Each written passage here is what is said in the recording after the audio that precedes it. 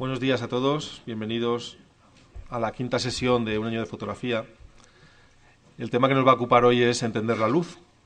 Ya hemos visto en el primer encuentro que tuvimos cómo iba a ir el método, cómo iba a ir evolucionando el método a través de los distintos conocimientos, de las distintas disciplinas en la fotografía. Hemos visto qué equipo elegir en función a las necesidades de cada usuario. No solo nos hemos centrado en la reflex, hemos visto qué tipo de compactas o de cámaras de mayor formato podríamos encontrar, cómo configurar un equipo, pues desde para hacer fotos de paisaje hasta fotos de vuelos de aves, por ejemplo, que requiere que la cámara esté muy bien configurada para hacer los seguimientos inteligentes, hacer el tracking y permitir que el sujeto siempre esté a foco. Después hablamos de la medición de la luz, de cómo hacer una correcta exposición, de cómo interpretar qué está midiendo la cámara, que están calibradas, como dijimos, para un gris de un 18% de refractancia y, por tanto, tienden a centrar el histograma siempre y, por tanto, en muchos casos no nos van a dar una correcta medición. Entonces, en modo manual, como ya explicamos, y medición puntual, aprendimos a realizar una correcta exposición derecheando el histograma. Por último, como continuación, vamos a ver qué es esto de la luz, cómo aplica un fotógrafo la luz a sus fotografías.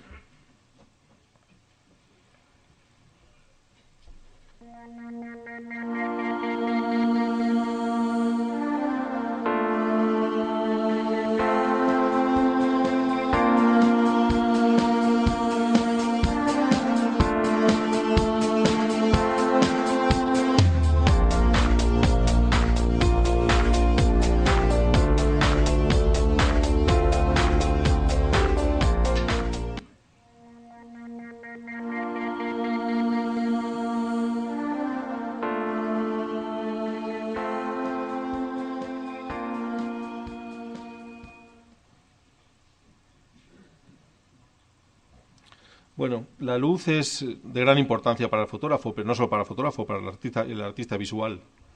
En ocasiones es la luz la que justifica la toma.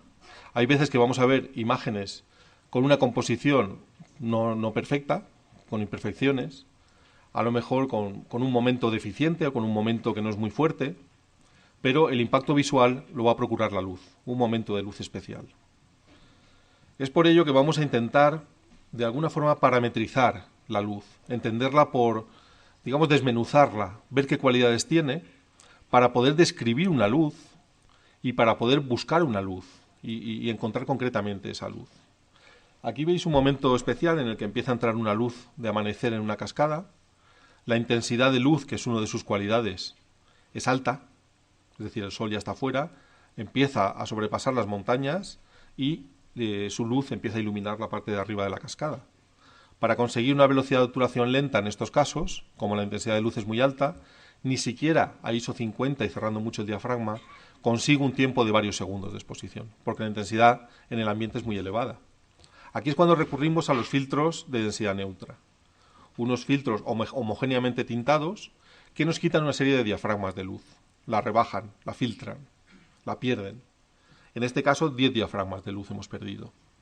Hemos podido prolongar 10 veces más los tiempos, mucho más de 10 veces más el tiempo de exposición. Como vamos a dobles de tiempo de exposición, vamos a suponer que teníamos 2 segundos de tiempo de exposición, pues vamos a contar 10 diafragmas con la reciprocidad. Tendríamos 2 segundos, 4, 8, 16, 32, 64, que es un minuto, 2 minutos, 4 minutos, 8 minutos, 10 minutos. Al poner un filtro de estas características, podría haber prolongado la exposición hasta 10 minutos.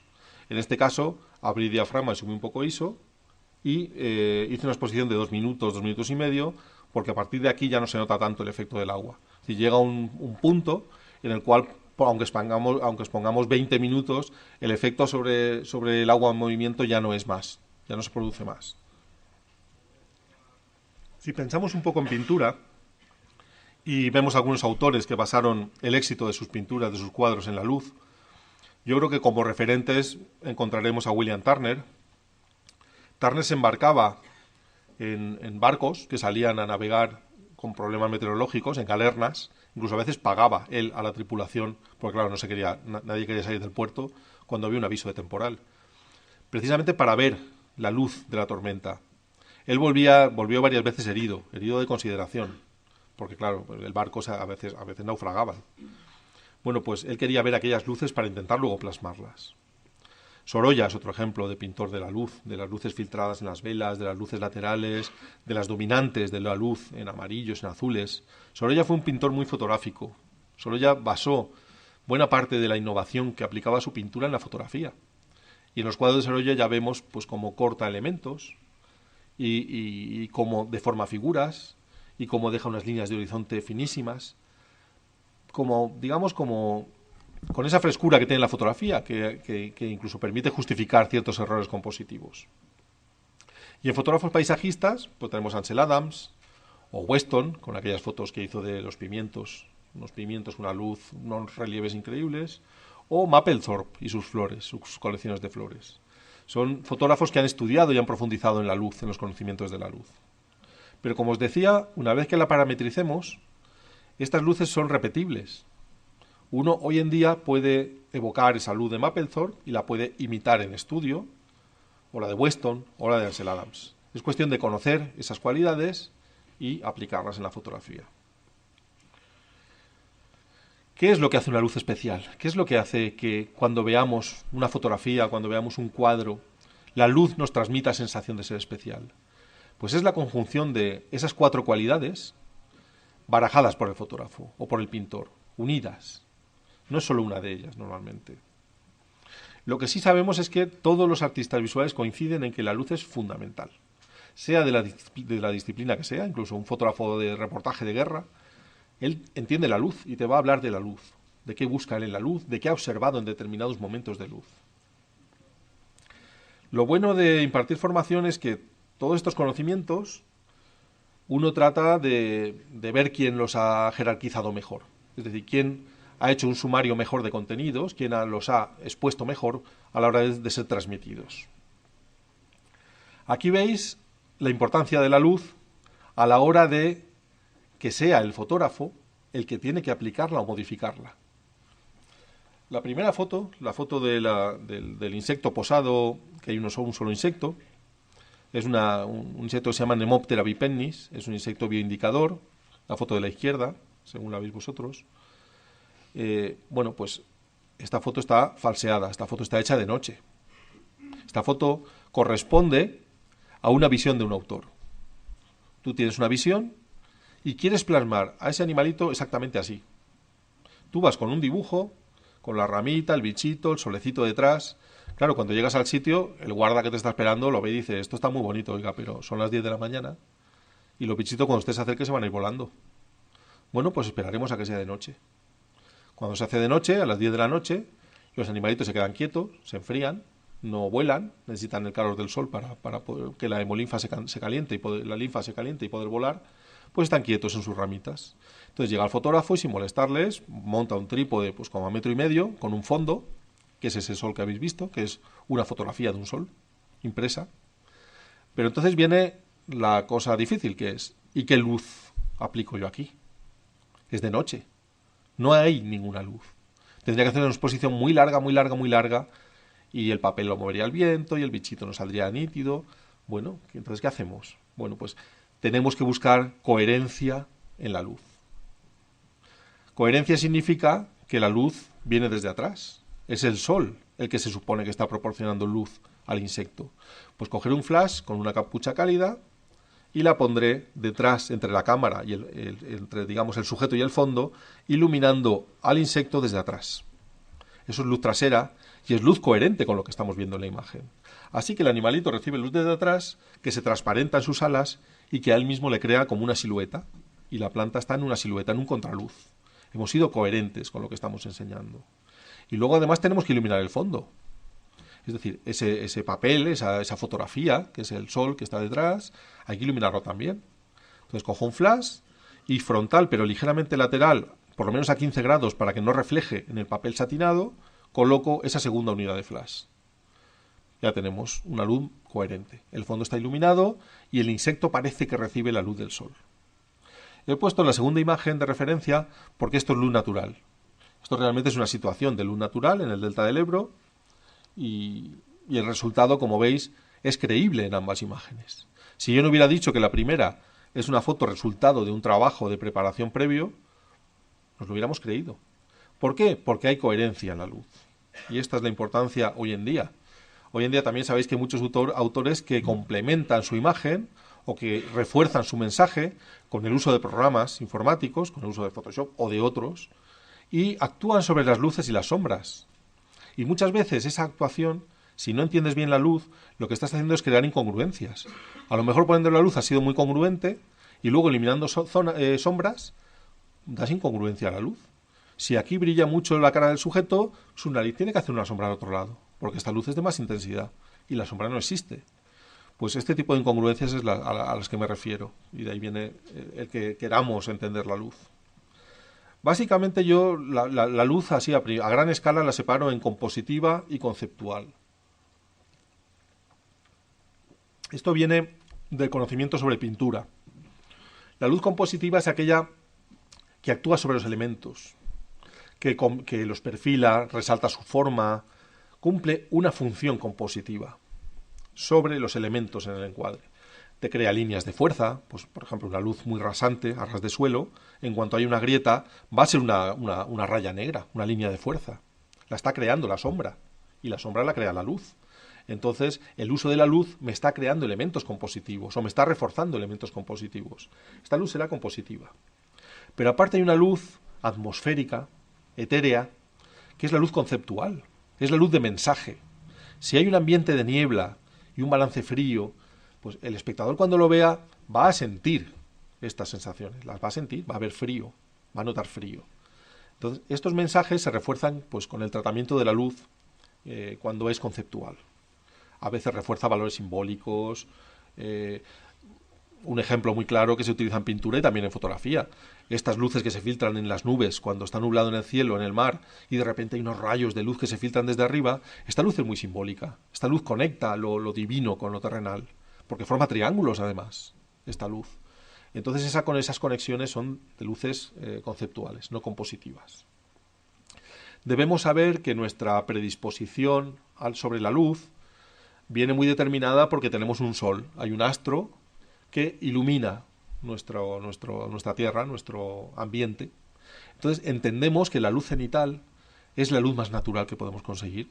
Es la que imitamos en las casas, las luces las ponemos en los techos y no las ponemos en los suelos, porque es la luz más natural, la que entendemos que es más natural, la que viene desde arriba.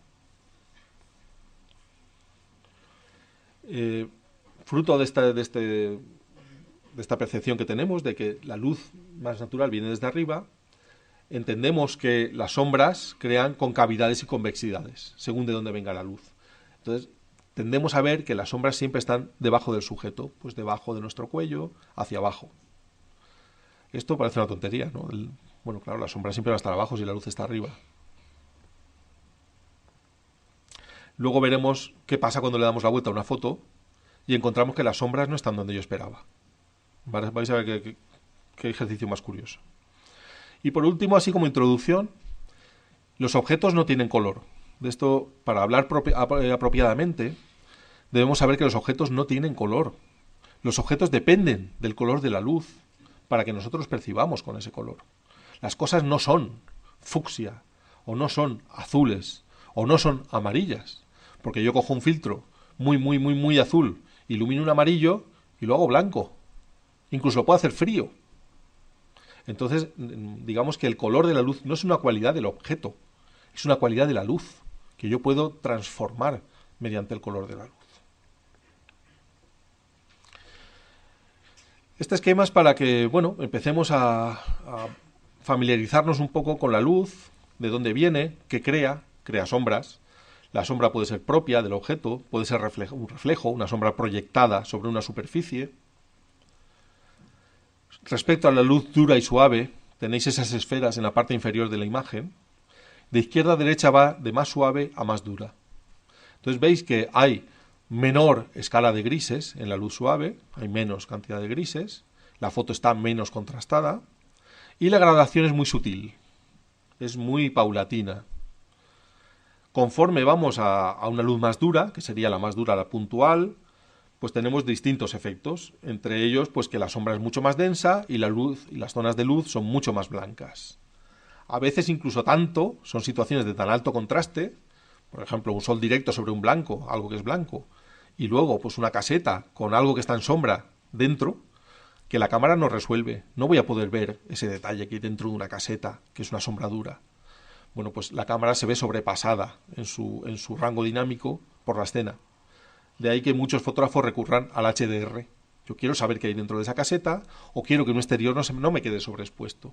Y la cámara no lo soluciona, pues recurro a una técnica informática y altero la imagen y consigo ver qué hay fuera con detalle o qué hay dentro de una caseta con detalle.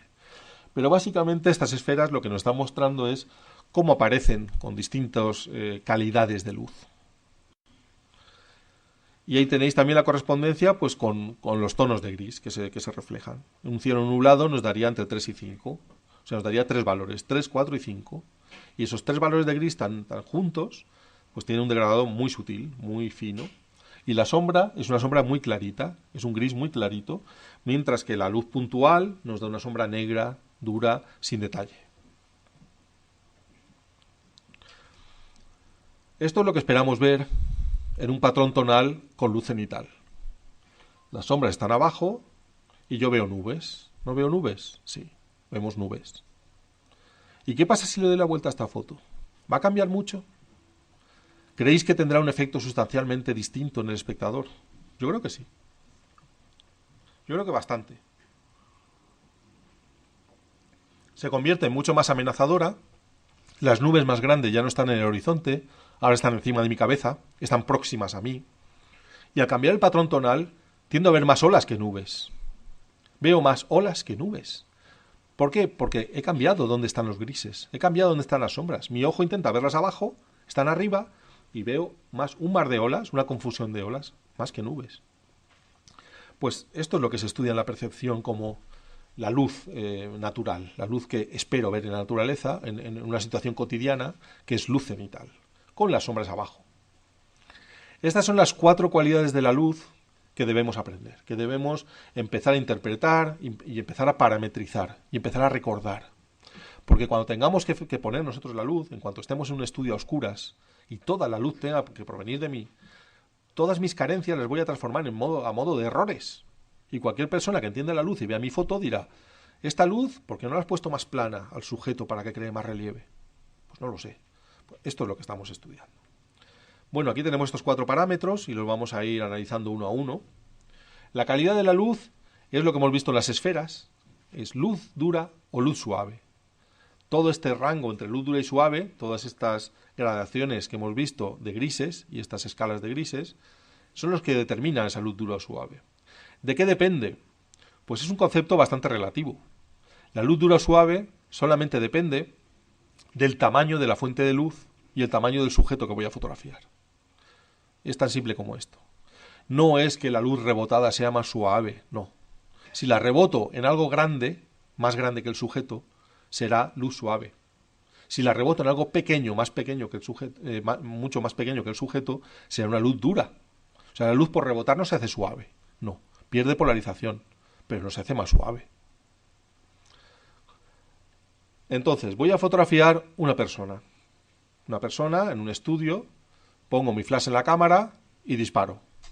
Horror. Horror. Lo primero es horror. ¿Qué ha pasado aquí? Bueno, la luz es frontal, no es una luz muy creativa. Y la luz es pequeña, con lo cual las sombras son duras. No va a haber sutileza en las sombras, va a ser un cambio radical, una línea la que va a marcar luz y sombra. Entonces, pues las sombras van a ser duras, de verdad, negras. ¿Cómo mejoro? Bueno, pues vamos a poner varios flashes, por ejemplo, o vamos a poner un difusor al flash de mayor tamaño, como una ventana de luz pequeña.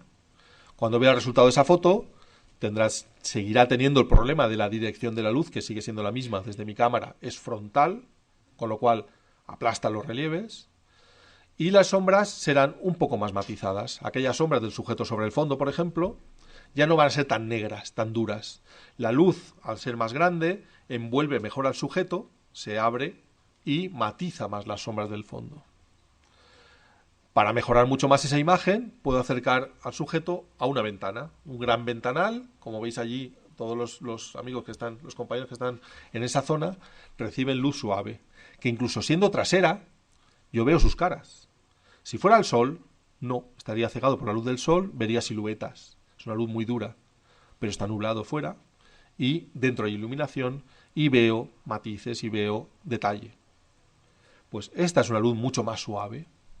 ¿Y si traigo un camión aquí y meto aquí un tráiler y aparco aquí un tráiler? Pues obviamente el tráiler es mucho más grande que esa ventana. Ese tráiler con esa ventana recibiría luz dura. La luz no va a envolver al sujeto y sus sombras van a ser marcadas y duras. Tendría que quitar el edificio de encima y dejar que toda la bóveda celeste nublada actuara como fuente de luz. Esto cambia muchos conceptos. Cuando estábamos trabajando con diapositivas, había quien veía nublado el día y decía, hoy no salgo, hoy no hay luz, hoy no salgo. Y el día que sales y compruebas que la luz suave es sutil, proporciona gradaciones suaves y no tiene por qué no mostrar el color, aprendes que hay otro mundo ahí por descubrir, el mundo de la sutileza de la luz suave. Y entonces te haces un adicto a la luz suave. Y hay quien ya no sale de ahí, ya solamente le gusta la luz suave y es al revés. El día de sol pues se lleva una gran plataforma para hacer sombra y poder hacer macro en un rinconcito que no reciba luz dura. Bueno, pues esto es esa relatividad, digamos, de luz dura, luz suave, que también se ve afectada por la distancia entre el sujeto y la fuente de luz. Porque el sol es una fuente de luz enorme, pero está a tantos millones de kilómetros que actúa como un punto de luz. O sea, la distancia afecta. Si yo quiero iluminar una escena con luz lo más suave posible, acercaré el flash tanto como pueda. Esto es así. Cuando uno está haciendo un bodegón y quiere luz suave, la ventana de luz la acerca para que la luz envuelva mucho mejor al bodegón. Cuanto más la alejes, pues acabará siendo un punto de luz en la distancia. O sea que esto también le afecta, la distancia entre sujeto u objeto y fuente de luz. Estos son ejemplos visuales de lo que sería una luz dura y una luz suave. En la luz dura, pues las sombras son duras, son oscuras, muy oscuras, con un tono de gris muy negro, tendente al negro, tanto cuanto más dura sea la luz. Mientras que en la suave, si os fijáis en la sombra de la vallita, de la cerca que hay en la arena, pues es una gradación sutil, son unas sombras muy sutiles, porque la luz viene de toda la bóveda celeste. Está llegando desde atrás, desde arriba, un poco desde todas partes. Entonces la luz se matiza. Y nos da esa sutileza que nunca tendremos con un día de luz dura, con sol. De aquí que el fotógrafo madrugue. Muchas veces nos dicen, ¿para qué madrugas tanto? Si te vas a las 6 de la mañana allí a hacer... Es que a las 6 de la mañana es de noche. Bueno, primero que tienes que llegar, buscar tu sujeto si lo tienes localizado, que a lo mejor ni lo tienes localizado, y prepararte para la toma. En ese amanecer o en ese atardecer se va a producir un cambio drástico en las cualidades de la luz que vas a presenciar en dirección. El sol va a subir, primero va a ser muy lateral, pero luego va a ir subiendo hasta convertirse en cenital. Es un cambio dramático. En color, la luz va a pasar de ser un azul intenso a ser cálida y después va a ser blanca. Entonces tienes ahí un cambio de color de luz que además tú puedes complementar con tu balance de cámara y lo puedes reforzar. O lo puedes complementar con un flash, poniendo una capucha de color al flash. Esto lo veremos en la sesión siguiente, tampoco voy a adelantar nada. Pero digamos que además de ese cambio natural que vas a tener en las condiciones de luz en calidad, porque claro, primero te ilumina toda la bóveda celeste, luego sale el sol, que es un punto de luz. Calidad, en dirección, en color y en intensidad. Las 4 cualidades de la luz van a cambiar en un momento y para eso hay que estar preparado. Luego sale el sol y si sale el sol y vas a trabajar paisaje, tienes solamente esa luz dura para trabajar. Estás condenado a esa luz dura, no la puedes malear tanto como la otra. Puedes matizar un poco las sombras con un reflector o con un flash, pero estás mucho más limitado. Aquí veis un poco más en detalle lo que es la luz dura, cuando ha salido el sol, a unos 5 minutos después de salir el sol. Entonces las sombras son muy largas porque la luz es lateral, hay mucho relieve. Hemos jugado con la perspectiva atmosférica en la distancia. Esa atmósfera con neblina nos da esa gradación hacia el fondo que se van aclarando los tonos y se van desvayendo las formas, se va perdiendo definición en la distancia. Y esto es un valor. La calima esta que vimos muchas veces, al amanecer, al atardecer, nos da esa sensación de perspectiva atmosférica, de que las cosas... hay distancia en el ambiente y lo que está cerca lo veo más contrastado y lo que está muy lejos no. y aquí en detalle la luz suave. Así que son las sombras las que me van a informar muchas veces de qué calidad de la luz tengo. La luz suave lo que hace es comprimir los tonos. Si os acordáis de las esferas, la primera de luz suave eran solamente 2 tonos lo que había presente. En la luz muy muy suave hay muchos menos tonos. Y entre 2 tonos la gradación es mucho más sutil. Digamos que la gradación entre luz y sombra es muy pequeñita y se va estirando mucho. Se va produciendo de forma muy paulatina. Entonces son matices sutiles, muy degradados, difusos en las sombras. Precisamente porque la luz es envolvente. La luz con respecto al sujeto llega desde muchas direcciones y eso es lo que hace que la sombra se matice. Todos estos valores de la luz los vamos a estudiar también para cuando lleguemos a composición. En composición, la luz nos va a reforzar, digamos, el yin-yang primero que me voy a encontrar en composición, que es armonía y contraste. Las 2 grandes fuerzas compositivas de armonía y contraste se ven afectadas por la luz. Entonces, la luz suave la aplicaré cuando tenga armonía. La armonía me pedirá el tratamiento de la luz suave, si quiero reforzar ese valor de armonía puro. Mientras que la luz dura es más dramática, más dinámica. ¿Por qué más dinámica? Bueno, más dinámica porque las líneas quedan más marcadas. No es una gradación, es una línea. Si le doy luz dura al lápiz, pues va a trazar una línea recta que es su sombra. Eso es dinamismo en una imagen. Las líneas inclinadas dan dinamismo en una imagen. ¿Por qué más dramática? Porque va a haber más carga de negro y de luz. Va a haber más claroscuro, va a haber más contraste entre blancos y negros. Los tonos se separan más. A veces, como digo, hasta excede la capacidad de mi cámara. Eso sí, se maximiza la sensación de detalle. Es decir, estas sombras bien perfiladas, bien definidas, me da más sensación de nitidez, de definición. Y la luz dura lo que me va a reforzar es el contraste, los valores de contraste. El contraste, al principio entendemos, cuando uno le hablan de contraste, piensa en contraste tonal, blancos y negros. No, pero hay contraste de color, hay contraste de muchas cosas, de mensaje, de formas, de muchas cosas. El contraste no solo afecta al tono. Por eso en composición se estudia la armonía y el contraste. El contraste como valores enfrentados, siempre, como valores opuestos que provocan. Esto es luz suave de un día nublado. Con nosotros se lo pasa bien todo el mundo. Hasta los señores de los cementerios, cuando va un fotógrafo allí, pues, ¿y este señor qué estará haciendo? Pues mira, fotografiando angelitos. Bueno, no vamos a profundizar mucho ahora mismo en estos complementos para trabajar la luz en estudio con un flash o en exteriores con un flash, porque el próximo programa va sobre el flash y sus accesorios. Y allí los veremos qué aspecto tienen y para qué sirven. Pero por lo menos dar unas puntualizaciones. Hay un accesorio que se llama snoot, que nos da luz puntual. El snoot, bueno, suena como muy raro, pero es como un embudo, que lo podemos hacer con cartulina, que lo adaptamos al frontal del flash y cerramos el ángulo de salida de la luz. Estoy haciendo una luz muy puntual. ¿Para qué la voy a utilizar? Pues cuando quiera en un objeto muy pequeño, una luz dura, tengo que utilizar el snoot. O para complementar la luz. Voy a hacer una foto en estudio, pues de un retrato, y quiero que la parte de los ojos brille un poquito más. Pues ese snoot, 1/3 por encima de los valores de la luz ambiental que creo con los flashes, me va a permitir que solamente esa facción que quiero destacar, la boca, los ojos, la mano, pues pueda hacerlo. Y con 2 o 3 snoots puedo hacer unas luces de realce muy bonitas, que sí, es muy fácil hacerlo con Photoshop, pero aquel que quiera hacerlo con luz y trabajar la luz y entenderla, pues es un buen ejercicio, aunque luego acabe haciéndolo en Photoshop pues como por comodidad o porque no lo supo prever, pero hay que saber hacerlo. Luego tenemos el panal de abeja, que es pues una superficie mayor que el snoot, con digamos que unos tabiques de una cierta longitud por donde la luz pasa, tabiques huecos.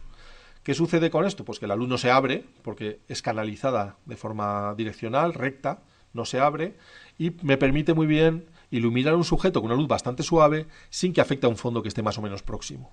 Entonces, en aquellos estudios que no son muy grandes y que no quiero pues que el negro del fondo le llegue luz y sea un gris, utilizo el panal de abeja, la luz se direcciona muy bien hacia el sujeto y no se me expande, no se me abre. Y puede ser un panal de abeja grande y puede ser una luz suave. Luego tengo el difusor. El difusor es un complemento para el flash que amplía su superficie. Puede ser de tipo ventana de luz, que es un difusor muy grande. Hay otros difusores, bueno, sabéis que el flash lleva incorporado un plástico, así rayadito, con un relieve, que le llaman difusor. Realmente este difusor no es un difusor en sí. Es decir, no está ampliando el tamaño de la superficie de la fuente de luz y la luz será igual de dura, con él que sin él.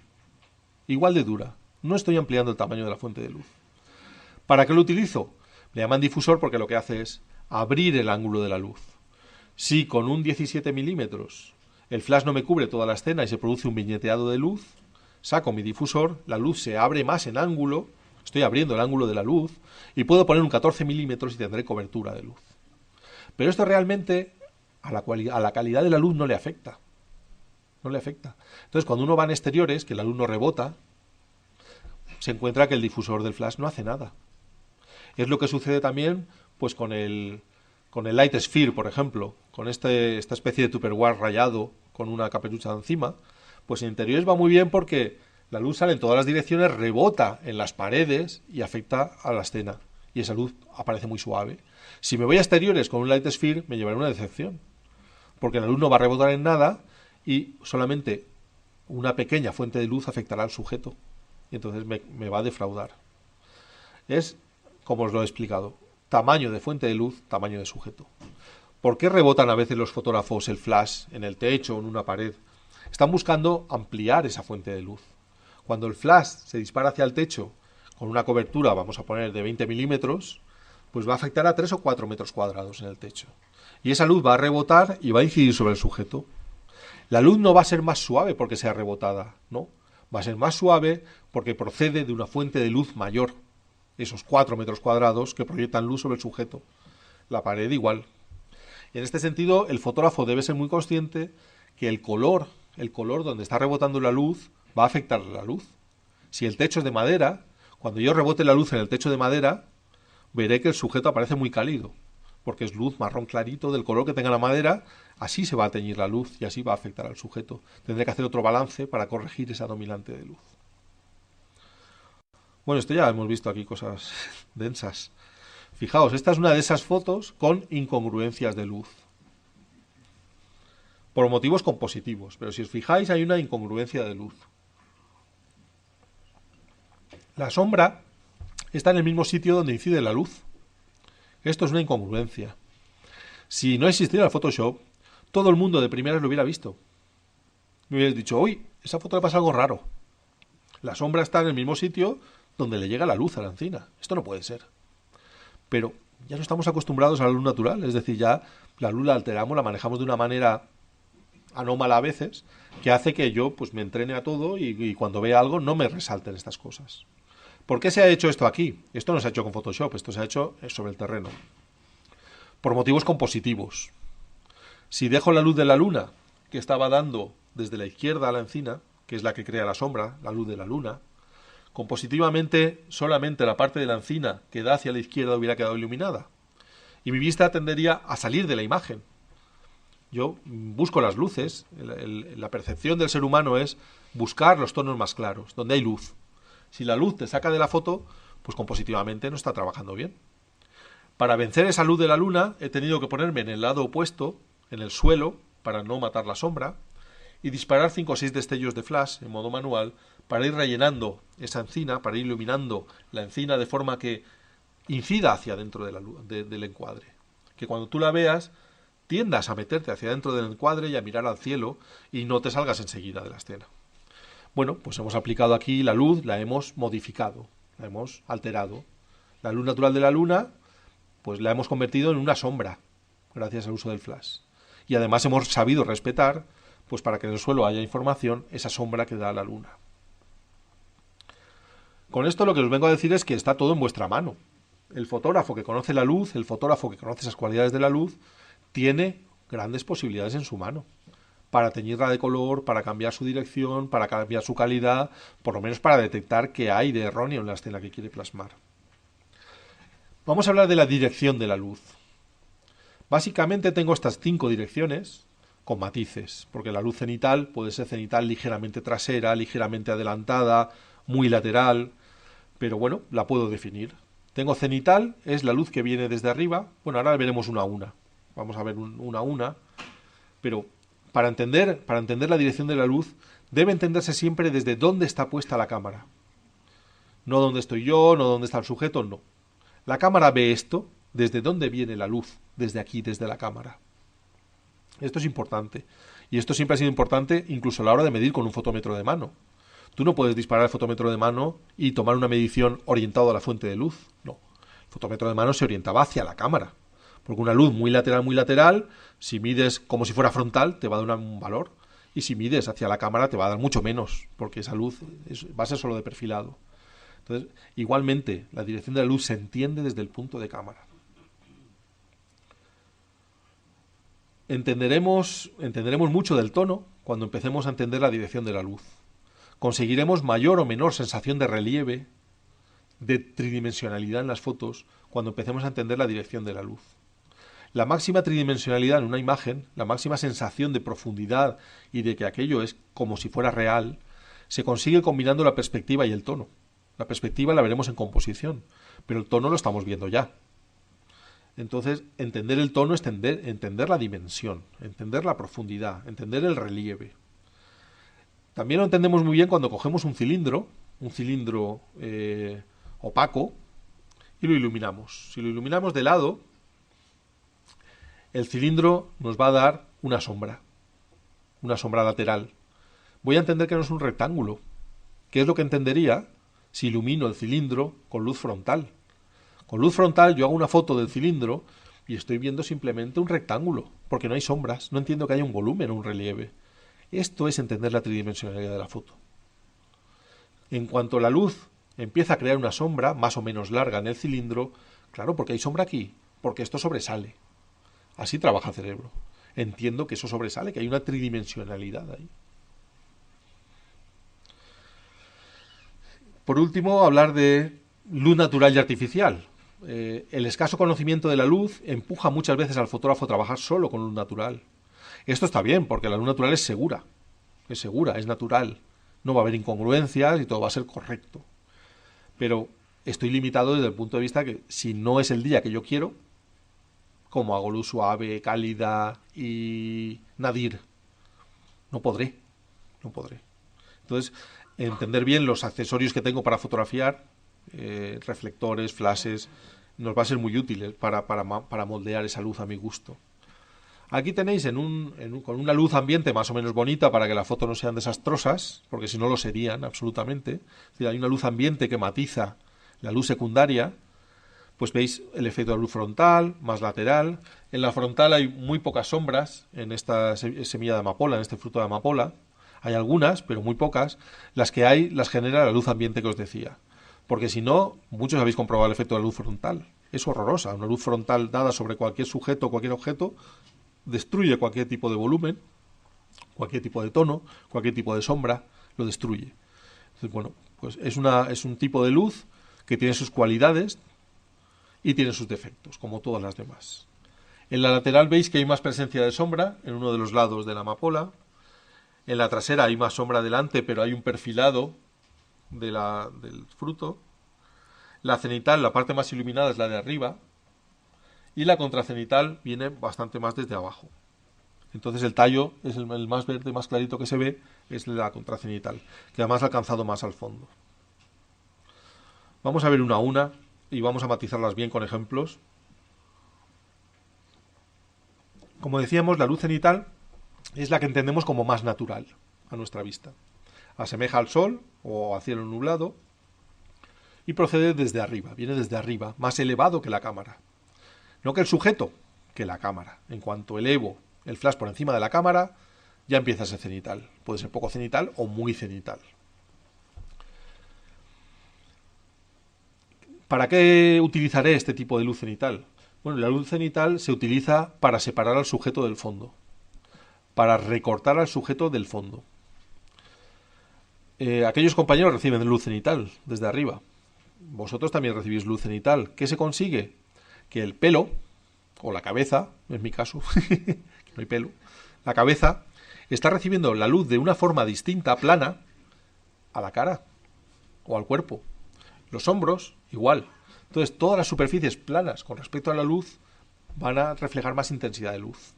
Veré que el pelo brilla más que allí donde la luz simplemente incide perpendicular. Esto es separar al sujeto del fondo. Digamos que hay un recorte de hombros y cabeza sobre el fondo. Cuanto más separe la luz ambiente, la luz cenital de la luz ambiente, más lo veré.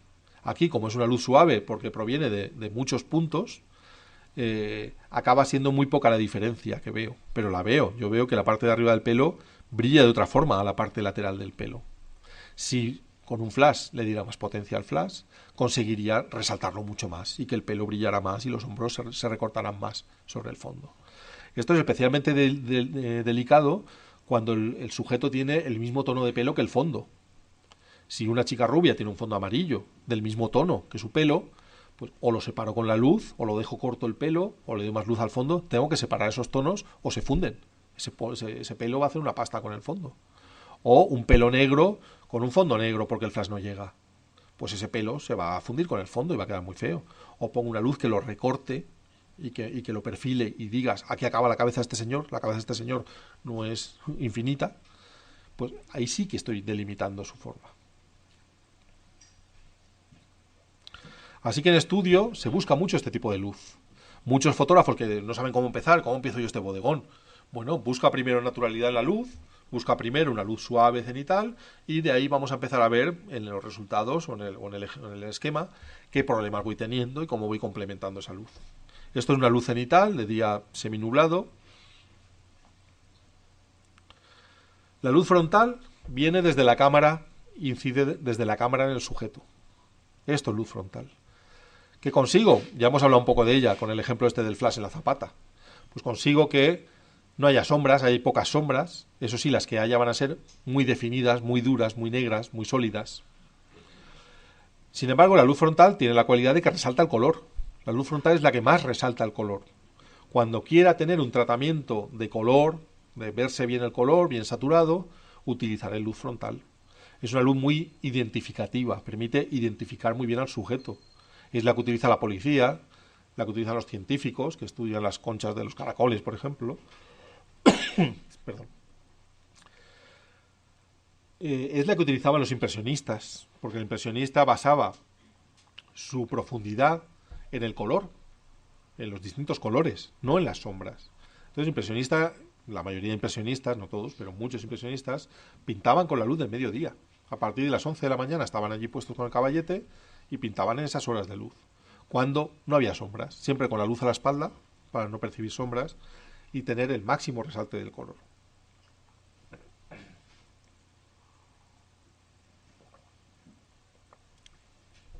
Luz suave, cenital. Refuerza el mensaje que yo quería transmitir. Esta foto está preparada, las hojitas no estaban así. Esto es un banco helado, yo he puesto 2 hojitas con mucho cuidado, porque cuando las tocas se deshielan, se transmite calor, entonces tiene que ser muy rápido. Y bueno, pues esta luz me parecía la más adecuada para esta fotografía. Tuve que hacer sombra yo, porque hacía sol. Si hubiera deshelado enseguida, estaba en una sombra del banco, las puse, hice sombra en la zona del banco donde empezaba a dar el sol y allí hice la foto. O sea que en pequeños escenarios tened siempre en mente que podéis muy fácilmente alterar la calidad de la luz. En cuanto hagáis sombra, estáis haciendo una luz suave. La luz va a venir de muchos sitios donde da el sol y no directamente, y eso va a hacer luz suave. 5 minutos después, esa foto ya es irrealizable. El banco se ha derretido, hay que llegar y prepararlo. La luz lateral puede provenir de uno o de otro lado de la cámara, es decir, con respecto al sujeto puede venir de nuestra izquierda o de nuestra derecha. Y lo que va a hacer es que cualquier saliente, cualquier relieve, cualquier cosa que sobresale de una superficie, arroja una sombra.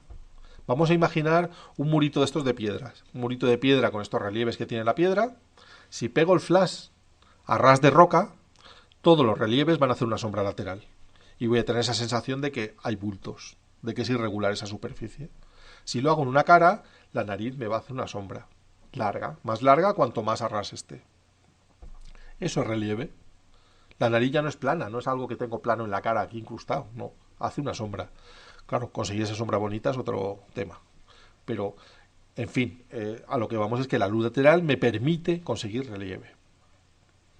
Para conseguir un relieve agradable, una cierta suavidad en las sombras, tendré que complementar esa luz con un esquema de luz. Es lo último que vamos a ver, es cómo combino todas estas luces en dirección, en color, para tener un resultado estético. Esto es una luz lateral, ya veis, que la piel de la morena aparece pues como muy resaltada, porque la luz ha llegado muy, muy rasante a esa piel.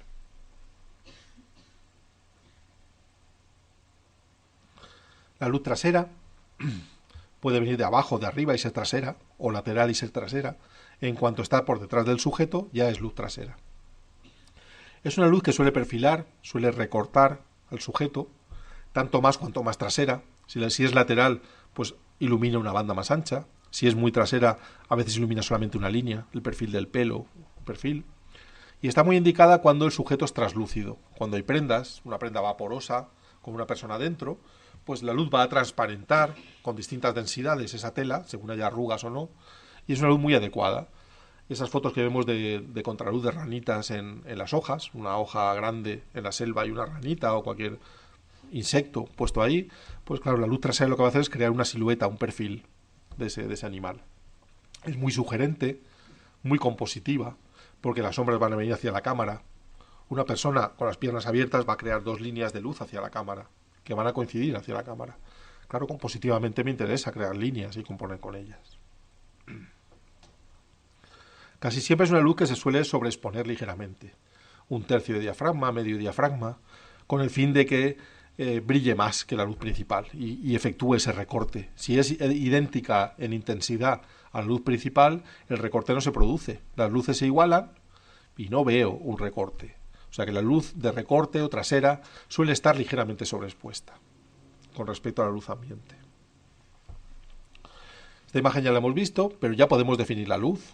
La luz con respecto a la calidad es suave, no hay sombras duras. Si os fijáis en el suelo no hay ninguna sombra del gamo. No hay sombra. La luz viene de todas partes, se filtra en la niebla y viene absolutamente de todas partes. Es fría, con respecto al color es una luz fría, atmosférica. Ya sé más cosas. Y con respecto a la dirección, pues es bastante cenital. Cenital y en este caso del gamo trasera, porque él está debajo de la encina y la luz está detrás. La luz nadir, este término nadir es muy cinematográfico. En fotografía casi siempre se llama luz de contrapicado, venía desde abajo. Pero en cine se utiliza el término luz nadir. Es la luz que viene de abajo, desde abajo. Es muy dramática y real, porque las sombras las encuentro en el lado opuesto a la luz natural. De repente la nariz me hace un triángulo hacia arriba, hacia la frente. No es muy natural. Claro, cuando lo descubrieron esto, lo de la película de miedo, pues lo aplicaban en todas. La luz real, pues venga. Todos tenían linternas debajo de las barbillas. Este tipo de películas. Solamente en la naturaleza, cuando haya nieve en el suelo o un riachuelo que emita reflejos hacia arriba, tendré posibilidades de captar esta luz nadir. Pero la puedo crear yo. Habrá casos en los que vea, pues yo tengo algunas fotos de campanillas, por ejemplo, que es el único caso que me viene a la cabeza que haya utilizado la luz nadir. Campanillas que quería reforzar el sentido del orificio en la campanilla. Y ahí he utilizado la luz nadir. Es una luz escénica, bastante escénica, porque es irreal, porque la crea el autor, dramática. Ah, mira, la he puesto y todo. Vale. Pues veis, percibo el agujerito de las campanillas porque la luz viene desde abajo, me marca el borde y me deja el hueco para que vea que hay ahí profundidad. Un cambio tonal. Bueno, esto es para vosotros. Vamos a ver algún ejercicio de calidad y dirección. Busco sombras. No hay. Bueno, frontal. Cuando la luz viene frontal, hay ausencia de sombras. Esta luz es frontal y será dura o suave. Bueno, ya es difícil porque la luz frontal sobre algo plano, pues no crea sombras.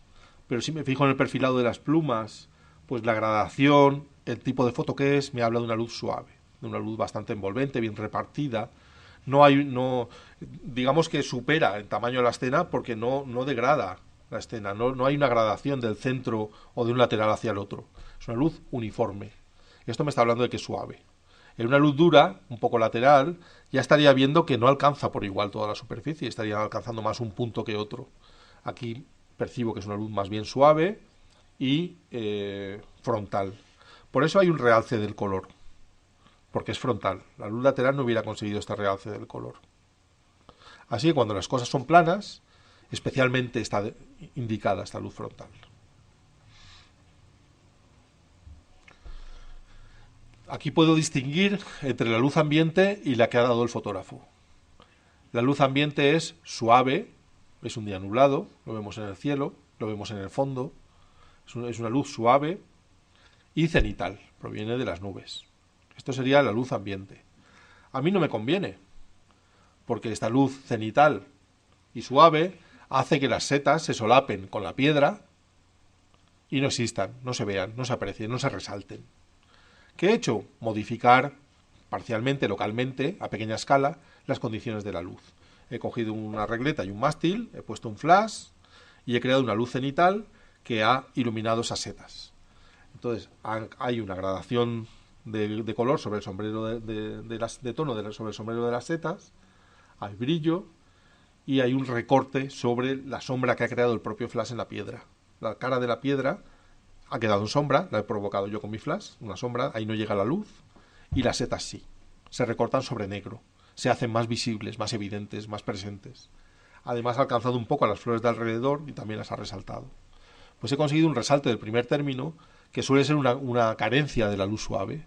La luz suave se reparte tanto que destacar ahí un sujeto es más difícil. Y especialmente si el sujeto no es el tono más claro de la foto. Esto me distraerá mucho. Yo buscaré y si hay una luna en el cielo, ¡pum!, mi ojo se va a ir a la luna.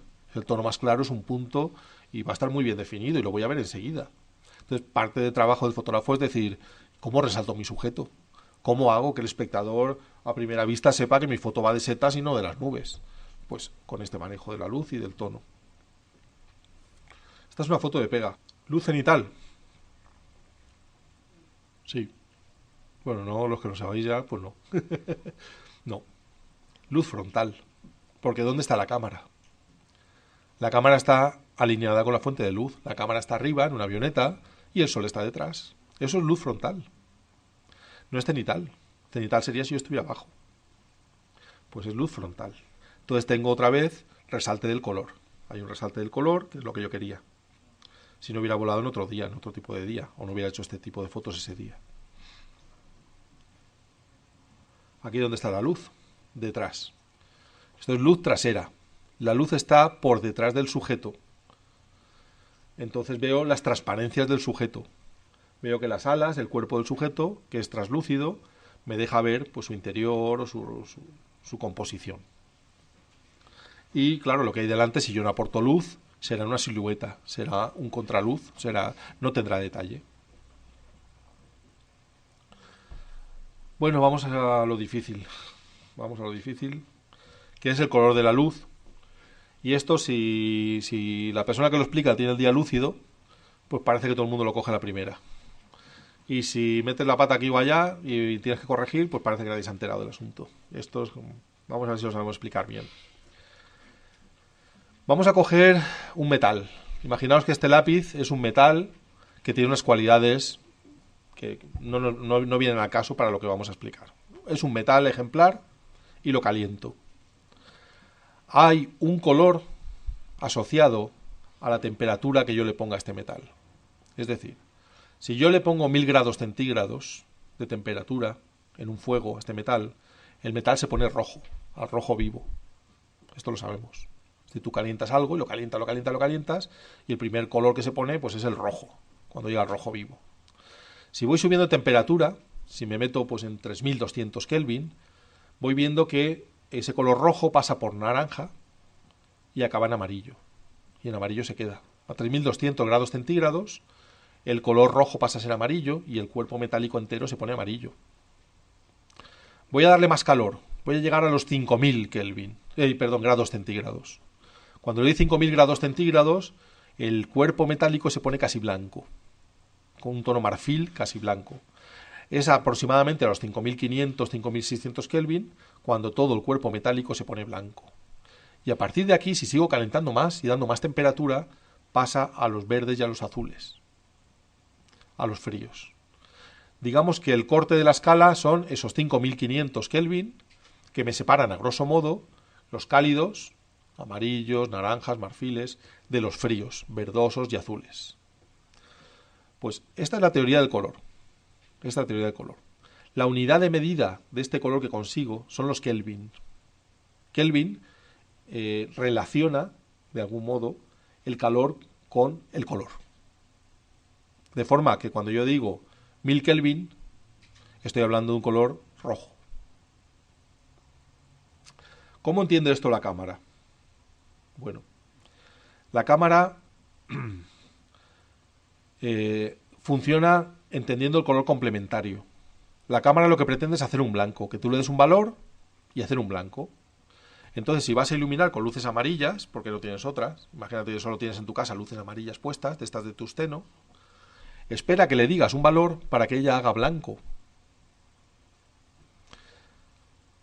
¿Lo vamos cogiendo o qué?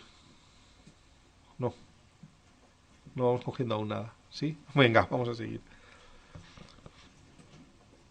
Si yo le digo a mi cámara 3200 Kelvin, 3200 Kelvin, esas bombillas realmente son de 3200, es decir, son amarillas. Me va a hacer un blanco la cámara. Cuando pongo 3200 Kelvin con luz amarilla, la cámara está haciendo blanco. ¿Cómo ha conseguido ese blanco? Digamos que ha puesto un filtro azul. Ha compensado con el complementario, con el color complementario. Esto hay que entenderlo así porque estoy trabajando con colores opuestos. Es decir, cuando yo a mi cámara le digo 3200, ¿3200 qué es? 3200 es amarillo. ¿Y por qué no sale amarillo que sale blanco? Porque me ha puesto el filtro azul complementario. O sea que hay que entender el color opuesto para entender qué está haciendo la cámara con el balance. Vamos a ver si tenemos aquí alguna escala para que nos vayamos aclarando. Estos serían las escalas de temperatura en grados centígrados y color del cuerpo metálico. Desde 1000 a 2000, pues tenemos rojo, rojo anaranjado, amarillento en 3200, marfil en 5000, blanco en 5500 y ya pasamos a los azules a partir de 5500 hasta los 10000 que permite mi cámara, pero vamos, si no permitiera mi cámara, podemos medir por encima de 10000, por supuesto. Serían azules más intensos todavía. Bueno, pues esto es una correlación. Si yo realmente ilumino con luz roja una escena, estoy iluminando con 2000 Kelvin la escena. Pero si yo le pongo a mi cámara 2000 Kelvin, me va a poner un filtro tan azul para compensar y hacer un blanco. Este es el balance de blancos. Que al final consigo un blanco. Es decir, lo que le estoy diciendo a mi cámara es que me compense ese valor con un filtro opuesto. De forma que aquí dentro, con estos fluorescentes de 6000 Kelvin, si yo le digo a mi cámara 6000 Kelvin, me está poniendo un filtro ligeramente cálido para hacerme el blanco. Me está haciendo lo opuesto. Esto es lo que hay que entender. La complicación estriba aquí. Estos son, digamos, las temperaturas de color de una bombilla, de la salida y la puesta del sol, del mediodía, del flash, de un cielo brumoso, de la sombra dura. Estas son las temperaturas de color que corresponden a esas condiciones. Entonces, 3200 que era amarillo, las bombillas de tungsteno me están dando una luz amarilla en la escena. Y si yo pongo 3200, ¿qué pasa? Todo lo contrario, la cámara me pone un filtro para conseguir blanco el amarillo. Me ha puesto un filtro azul. Esto hay que entenderlo por lo siguiente. Si lo entendemos, vais a tener el dominio del color sobre cualquier tipo de escena. Ponemos un ejemplo. ¿Qué pasa si yo ahora le pongo a mi cámara 3200 Kelvin? Os lo explico. Le estoy diciendo, ¡hey, prepárate! Tengo todo esto iluminado de amarillo y lo quiero blanco. Le he puesto 3200. ¿Qué hace ella? Me pone un filtro azul para compensar ese amarillo, que es un complementario, un azul clarito. ¿Es verdad? Es mentira. Aquí no hay luz amarilla. ¿Qué haré yo cuando haga la foto? Pues tendré una foto azul. He creado una atmósfera azul en mi foto. podéis hacer, si tenéis las cámaras aquí, las sacáis, ponéis 3200, hacéis la foto, veréis qué foto más azul os sale. Porque es así. Voy a un amanecer. Mañana voy a hacer el amanecer. Salida de sol, tengo 4000 Kelvin aproximadamente. Estoy preparado. ¿Y si le pongo a mi cámara en manual 4000 Kelvin? Un horror.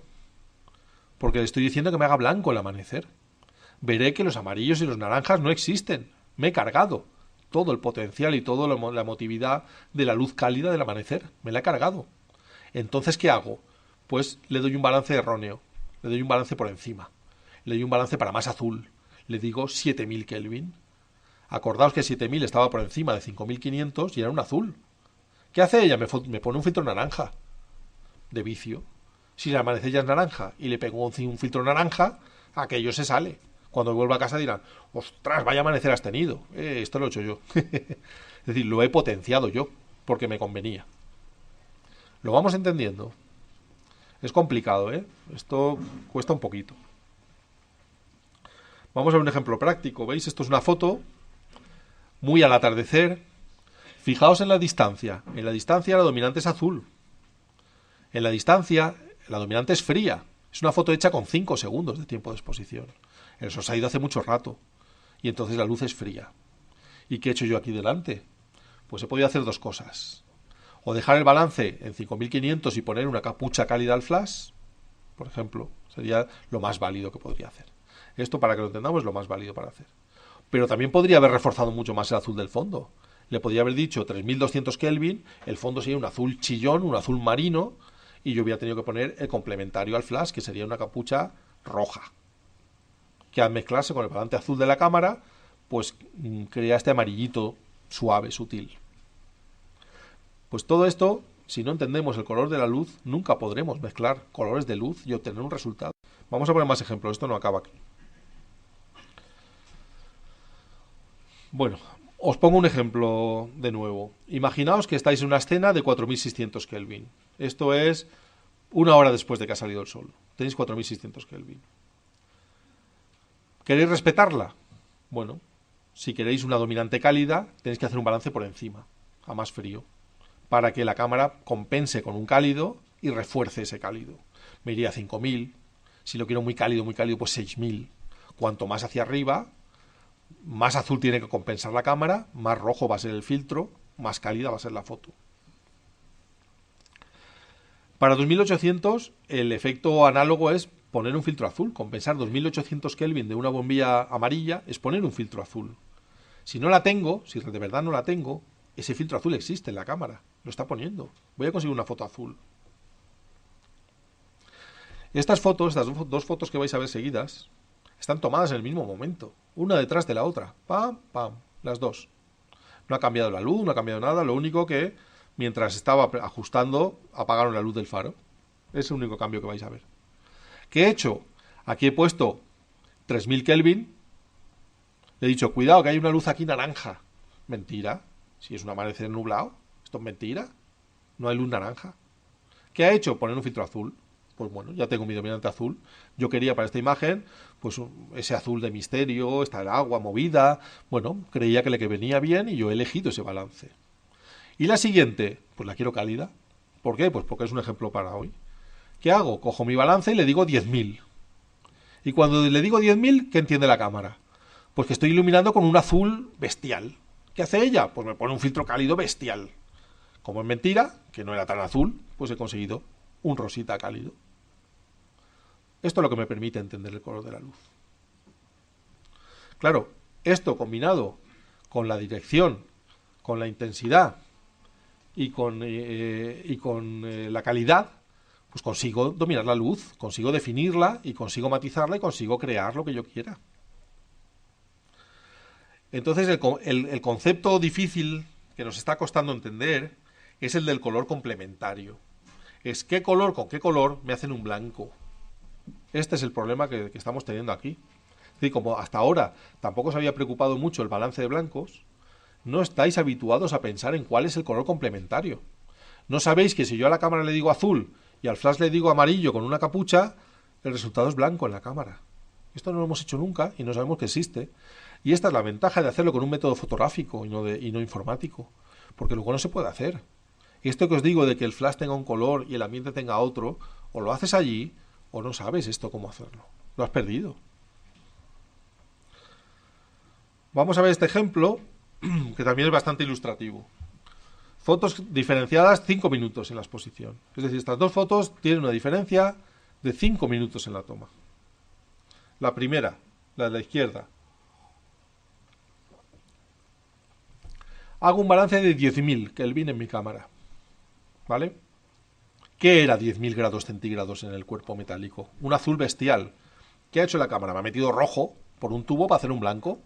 Como es mentira, tengo el filtro rojo, ya lo veis en el cielo. ¿Cómo he pintado de blanco todo ese redil? Poniéndole al flash el color complementario. Si le he dicho 10.000, me vas a poner un filtro azul, yo pongo un naranja a mi flash y estoy compensando esa luz. Perdón, en la primera no. La primera he dicho 10.000, tengo un filtro cálido y le he puesto un filtro azul al flash. De forma que cuando la luz azul llega a la cámara, que tiene un filtro cálido, se hace blanco. El filtro cálido lo vemos, lo podemos visualizar porque está en el cielo. El cielo, que es donde mi flash no llega, está creado con el balance de cámara, con esos 10.000 Kelvin de cámara. Y cuando yo voy a pintar, pongo el complementario, que es el azul, en mi flash, y cuando se mezclan, estoy haciendo blanco. Pues esto es difícil, pero esto es maestría en fotografía. Es decir, esto es dominar una situación. Esto es querer hacer un macro y que este plátano aparezca más amarillo, y yo con la capucha del flash y el balance de mi cámara sé hacer el plátano más amarillo sin afectar al resto de colores. Tengo un dominio bastante grande sobre el color de la luz. Y esto no lo sabíamos hasta este momento que lo estamos estudiando. Y esto se nos pasaba desapercibido. Y aquel que trabaja en balances automáticos, ¡ay, mira qué amanecer! Si yo estuve allí y aquello era rojo increíble. Bueno, pues en el balance automático, la cámara coge el tono más claro, que a lo mejor es un amarillo, y lo toma como blanco. Y te está compensando todo el cálido del amanecer. Y lo está destruyendo. No hay forma de controlar el color de la luz salvo así. Claro, cuando disparas en RAW, luego lo puedes modificar. Eso está claro. Tú modificas toda la escena. Pero ¿qué pasa aquí que estás mezclando tus luces en la toma? Tú no podrías hacer esto sin entender el color de la luz. Porque ¿cómo encuentras una capucha de color de flash complementaria? No sabes cuál es. Segunda foto. Yo le digo a mi cámara 2800 Kelvin. 2800 Kelvin. ¿Qué pasaba cuando calentaba esto a 2800? Que estaba rojo. ¿Qué me pone? Un filtro azul bestial. ¿Qué tengo en el cielo? El filtro azul bestial. ¿Por qué el cuco aparece blanco? Porque lo he pintado yo con un flash, con una capucha naranja. O casi roja. Cuando se ha mezclado el naranja del flash con el balance de cámara frío, se hace el blanco, porque son complementarios. ¿Preguntas? Sí, sí va a haber aquí preguntas. Puedo repetirlo todo desde el principio. Es importante entender esto, porque ya lo estáis viendo en el resultado de las fotos. Cambia dramáticamente, cambia bestialmente.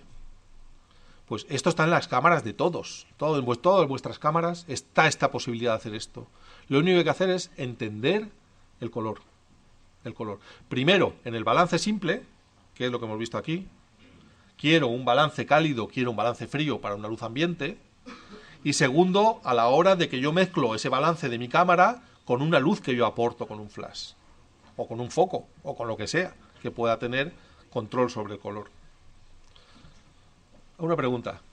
Entonces, de acuerdo con los dos ejemplos que has puesto de las nocturnas, sí, ya no nos valdría modificar el balance de color después a posteriori en no, edición con RAW no. porque tienes que tener dos balances diferentes y compensados. O entiendes bien el color de la luz, o eso ya en Photoshop no se puede hacer, ni en el revelado no se puede hacer, porque estás afectando a dos colores de la luz. Si te equivocas y crees que ese balance equivale a un filtro verde, y te equivocas, luego en Photoshop puedes recuperar uno de los colores, pero el otro no. El otro va a estar o berenjena, o verde o berenjena.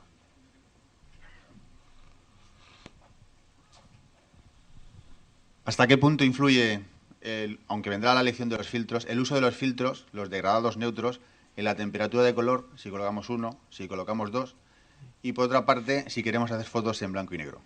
Sí. Bueno, el color de los filtros, a pesar de que nos lo venden como densidad neutra, no son de densidad neutra. La gelatina tiene una carga magenta que ella sola no la nota. Es decir, tú pones un filtro de gelatina, un degradado, y no lo vas a notar.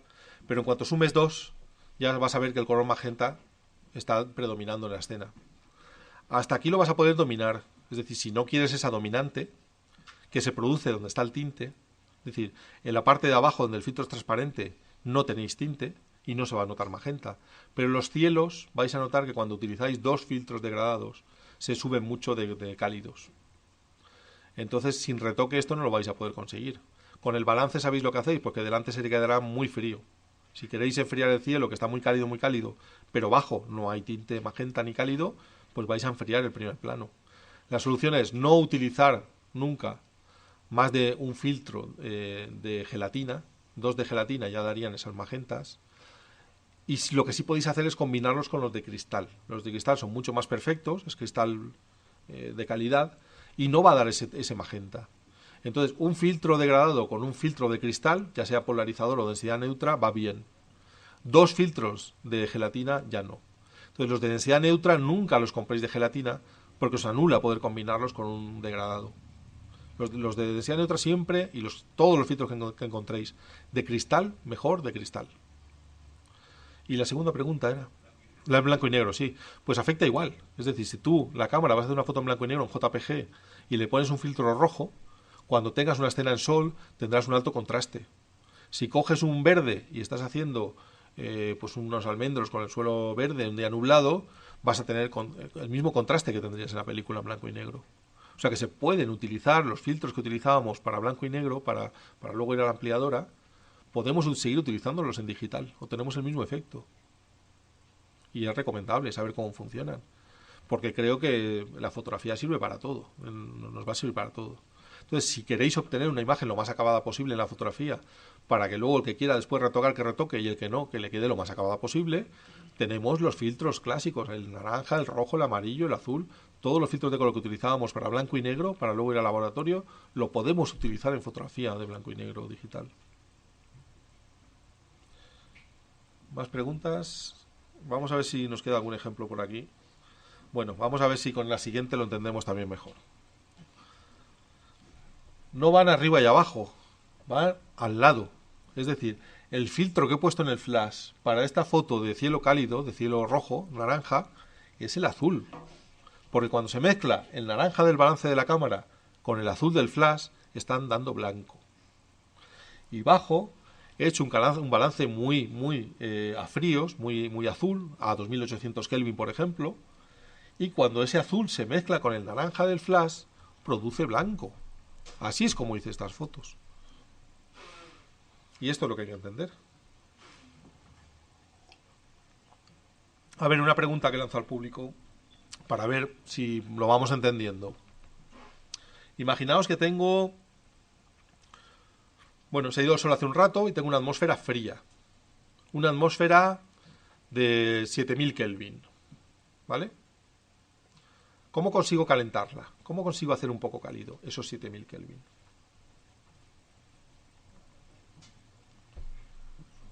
Subo a 10.000. Subo por encima de ese valor y estoy yendo a hacer un balance cálido. Le estoy diciendo que estoy iluminando con más frío. ¿Os acordáis de que cuando calentábamos el metal? 10.000 era un azul marino. Como ese azul es más azul que el de la escena, ese filtro de compensación es más cálido y voy a tener un poco de calidez en la escena. ¿Vale? Imaginaos que estoy a plena luz del sol, 5500 Kelvin, y quiero hacer la famosa hora azul esta del Flickr. ¿Qué balance hago? 3200, 3400, 3600. La hora azul es un mito, no es una hora. A cualquier hora del día nublado tú consigues la hora azul. A cualquier hora, lo podemos hacer cuando queráis. Tú sales hoy a la calle y pones 3400 Kelvin y haces una foto y veréis lo azul que sale. Tanto más o menos azul como juguéis con el balance.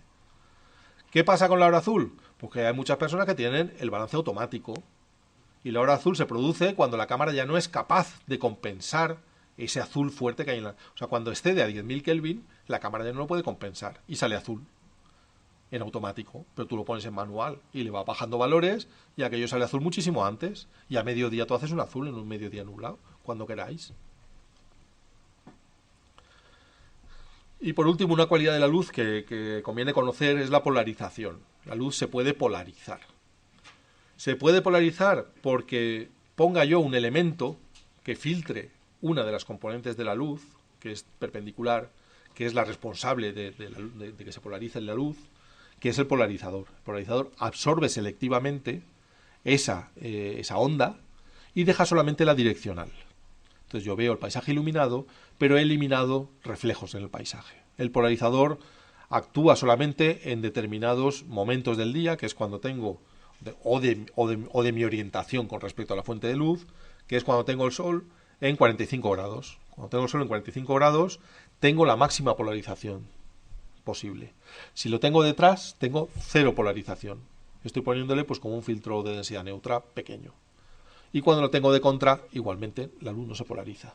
Entonces tengo unos grados laterales, que es cuando la luz realmente se polariza. Esto sería la absorción selectiva de esa componente tangencial de la luz, que actúa de la siguiente manera con el polarizador, elimina además todos los reflejos sobre superficies no metálicas. Es decir, la calima la quita, porque es una reflexión de la luz en partículas de humedad en el ambiente. Las hojas que ha llovido y están mojadas y aparecen blancas en la foto, se elimina ese reflejo y aparecen muy verdes. Entonces, cualquier superficie que brille y que no sea metálica, un cristal, el agua, el polarizador va a actuar y va a eliminar los reflejos. Mucha gente dice que satura el color. Bueno, claro, si elimina reflejos, el color aparece más puro.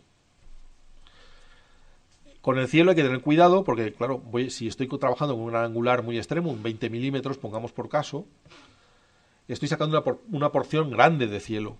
Ahí la luz va a llegar con distinto ángulo, porque estoy sacando muchos grados de cielo.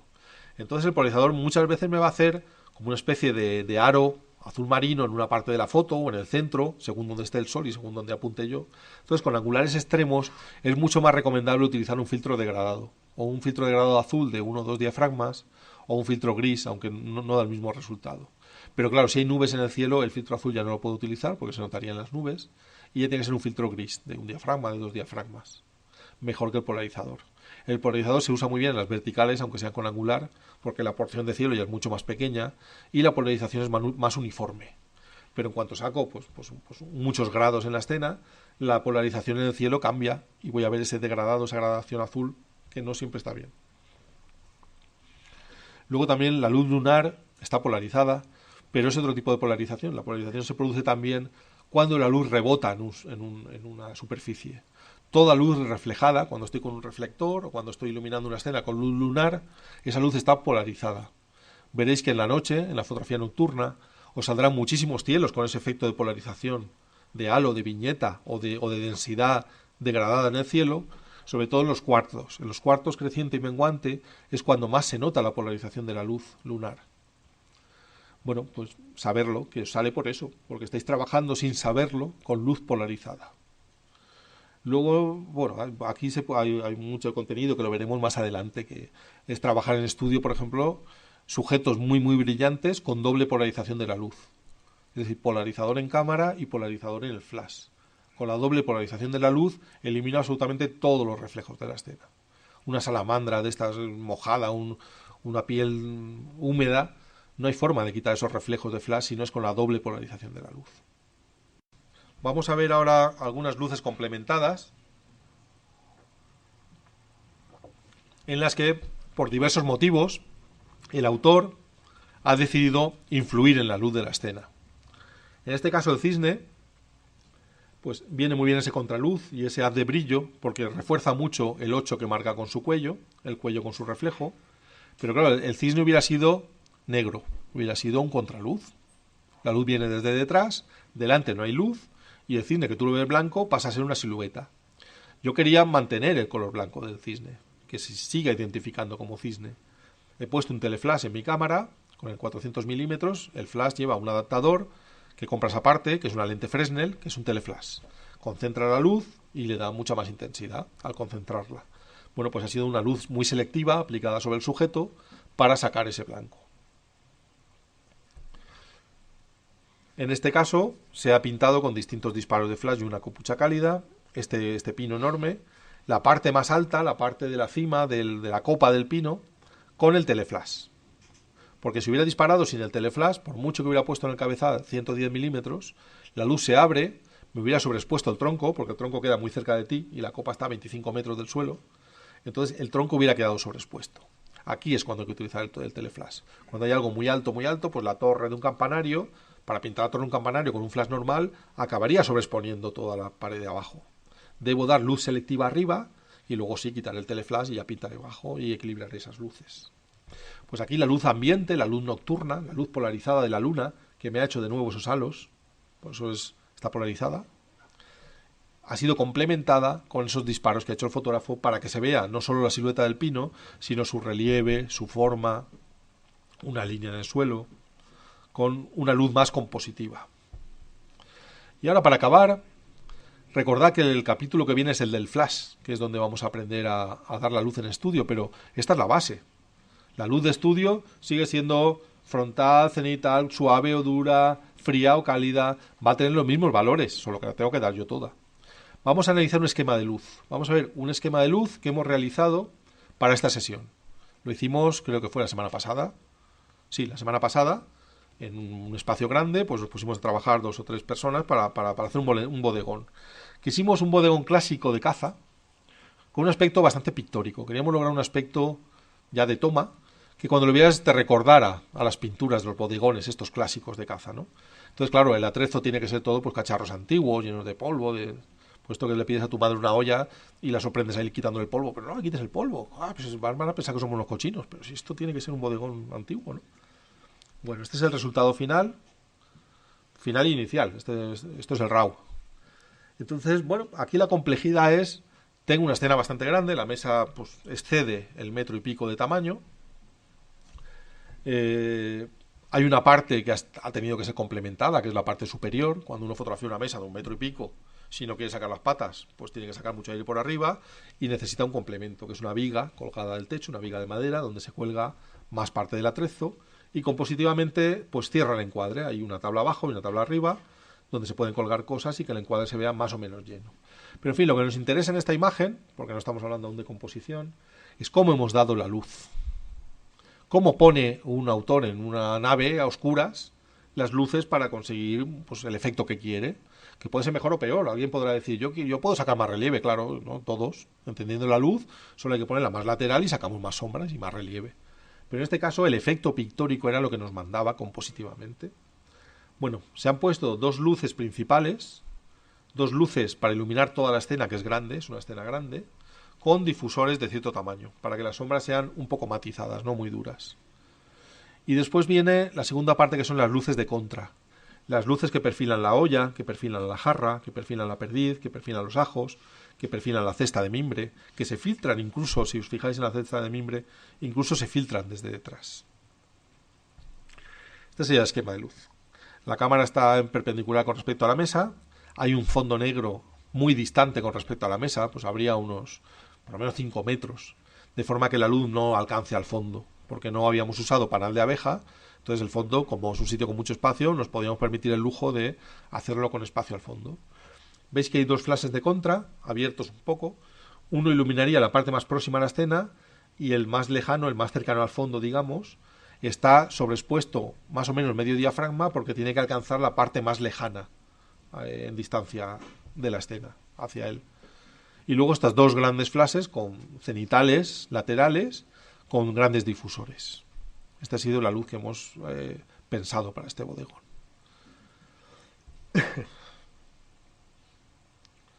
Bueno, pues aquí acabamos. Una fotografía de una ventana con unos reflejos, muy sugerente. Es el interior de una casa, una persona que adivinamos que le gustan las plantas. Una imagen así un poco más misteriosa, un poco más así de autor, con menos valores documentales y más valores creativos.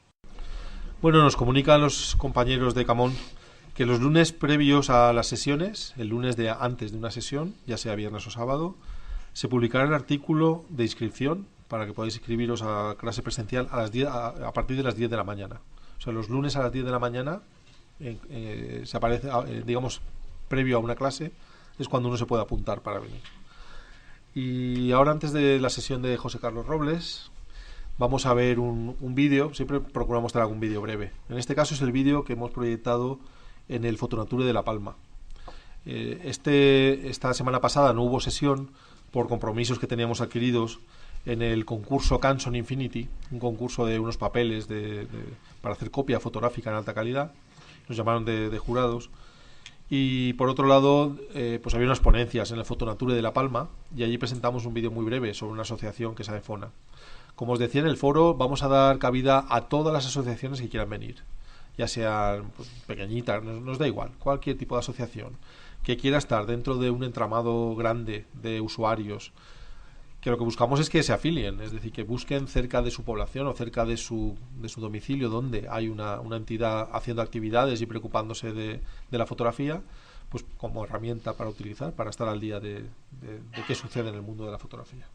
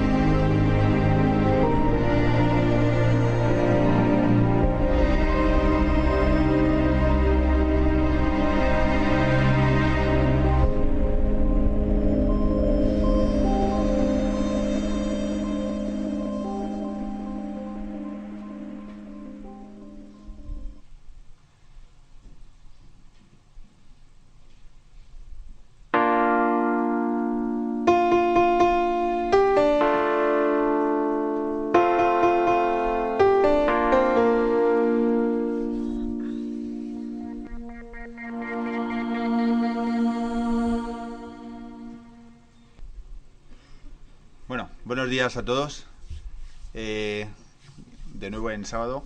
Después de estas extraordinarias fotos, pues casi uno se queda sin palabras, ¿no? Es extraordinario.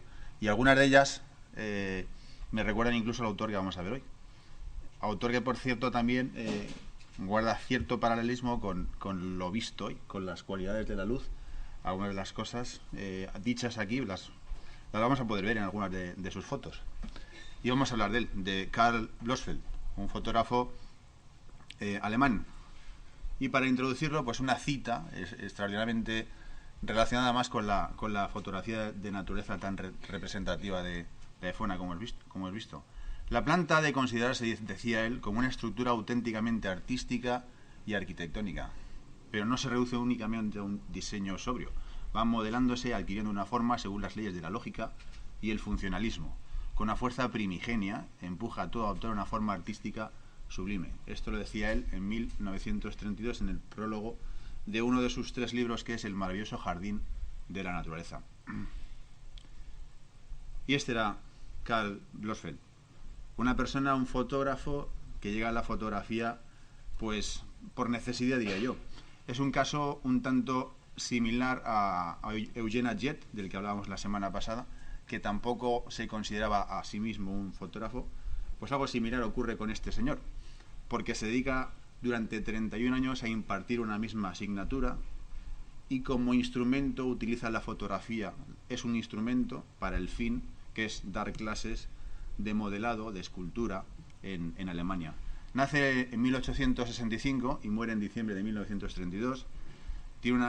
Nace en un ambiente rural, un ambiente próximo a la naturaleza. Su padre era agricultor, músico, director de orquesta, ayudante de un ayuntamiento también, y de muy joven tuvo contacto en el jardín paterno pues con la naturaleza. Le gustaba pintar, le gustaba, incluso ya hizo sus primeras fotografías en esos primeros años.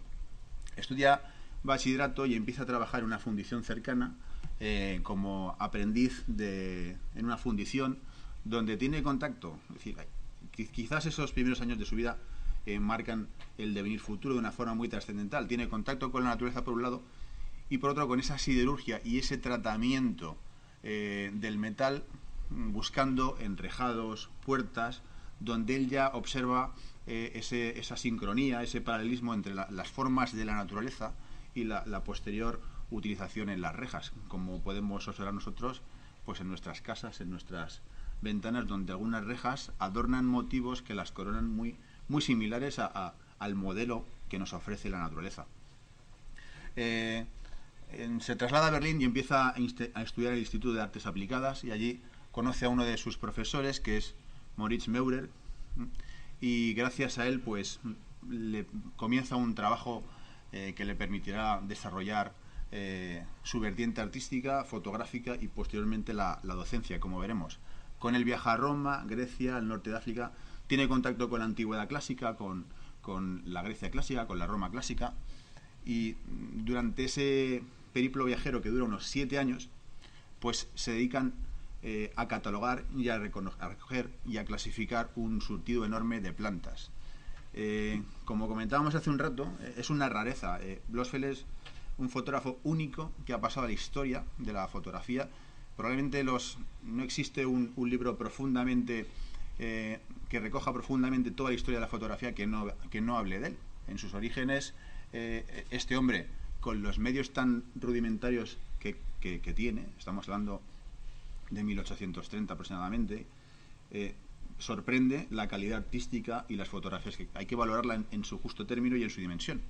Hemos visto fotos ahí con una iluminación extraordinaria, pero con una tremenda carga tecnológica también que facilita la labor del fotógrafo, no como en aquel entonces, con cámaras rudimentarias y artesanales. Él se fabrica su propia cámara de fuelle y con un par de objetivos consigue los resultados que vamos a ver.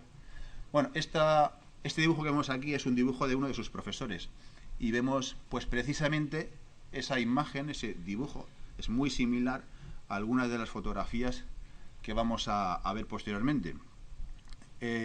Maurice Meurer recibe un encargo para renovar la industria, renovar la pujanza, la potencia de Alemania tras las exposiciones universales precedentes, donde en París ha competido con otras potencias de la época, y de alguna manera se ve necesitada Alemania de potenciar un poco esa pujanza, ¿no? Y recurren a él para que redefinan de alguna manera esas estrategias de diseño. Como sabemos, la Bauhaus y algunos otros movimientos alemanes fueron muy importantes y significativos, con una trascendencia histórica a nivel mundial, más allá de la propia fotografía. El campo de la arquitectura, las artes en general, Alemania ejerció una gran influencia. Esos movimientos que surgen en la República de Weimar de aquel entonces. Bien, pues ahí comienzan a catalogar sus fotografías. Y algunas de ellas se traducen en esculturas de ese tipo, y lo veremos a continuación. Pues esta es una talla metálica pequeñita con unas hojas parece ser de crisantemo. En ese tiempo aprende a recolectar plantas de alguna manera. Él huía de los ramos, no sé, de rosas, de lirios hermosos, y paseando por caminos, por terraplenes, por cerca de su casa, por el campo, recolectaba ejemplares de lo que él decía, de lo que consideramos malas hierbas, y que él llama plantas proletarias. Y según él, en esas plantas residía la esencia de la belleza, es donde estaban las formas más puras, ¿no? Se dedica... la verdad es que su fotografía tiene un doble trabajo. Por un lado, la preparación minuciosa y detallada de la toma, previamente el trabajo sobre la planta, y después la composición, la luz, disecciona las plantas, las reduce a su mínima esencia, hace series completas y repetidas a lo largo del tiempo, desde su germinación a los posteriores etapas de crecimiento. Buscaba de alguna forma el arquetipo de planta en cada una de sus fotografías.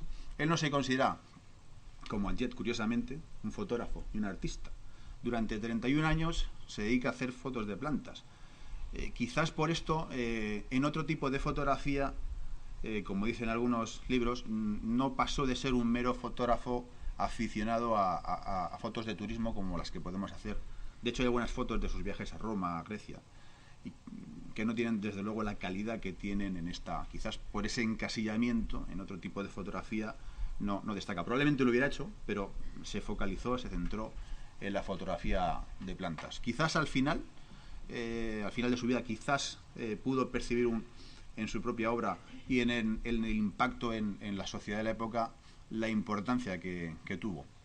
La asignatura que imparte cuando vuelve de su viaje por el norte de África, Italia, Roma, como decíamos, en el propio instituto donde estudia, se dedica a la docencia, utilizando estas fotografías, este material que ha ido recopilando a lo largo de sus viajes y que continuará. De tal manera que incluso algunas fotos las pasan a diapositivas de cristal, las proyectaban, otras eran en papel en gran tamaño, y las proyecta y las enseña para que sus alumnos trabajen en base a esos motivos, a esos modelos, ¿no? Vamos a ver algunas imágenes. Aquí, bueno, pues irán apareciendo secciones de minimalistas, como vemos, de la reducción a la mínima expresión. Bueno, esto es lo que hemos comentado, me adelanto un poco en la... Con respecto a la preparación de los ejemplares, es curioso, porque hemos visto hace un rato fondos naturales, fondos captados en primera instancia y utilizados posteriormente para obtener la composición deseada por el fotógrafo. Él hace algo parecido. Utiliza fondos neutros, fondos grises, fondos negros o blancos preferentemente, y los pone detrás del motivo. Se sirve incluso de alfileres, de masilla, de pequeñas maderitas o estacas de madera para sujetar las fotografías, y casi todas las hace desde una vista frontal, algunas desde una vista cenital, y menos, y ocasionalmente, muy raramente, desde un punto de vista una toma diagonal. Pero la mayor parte de las fotografías son frontales, aunque puede dar la impresión de que no es así y que algunas son vistas cenitales. La iluminación que utiliza es absolutamente natural. Sitúa los motivos cerca de una ventana orientada al norte, aprovechando una luz difusa, y coloca incluso también láminas o lonas, algo que hacía Eugene Adjet también incluso. Cuando no puede hacer la fotografía en el estudio, se va al entorno y también hace lo mismo.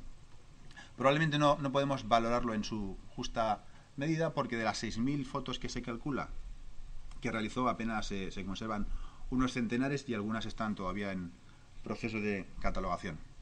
Bueno, en 1928, cuando ya tiene, creo que 63 años de edad, publica el primer libro, que se llama Formas primigenias, aunque algunos traducen también como originarias o primitivas del arte, en 1928. El segundo es El maravilloso Jardín de la Naturaleza, de 1932, y el último publica cuando ella ha fallecido, Prodigios de la Naturaleza, en 1942. En el prólogo del primero, fijaos esta frase tan significativa: no es mi intención dar interpretación alguna a los documentos fotográficos que aquí se exhiben.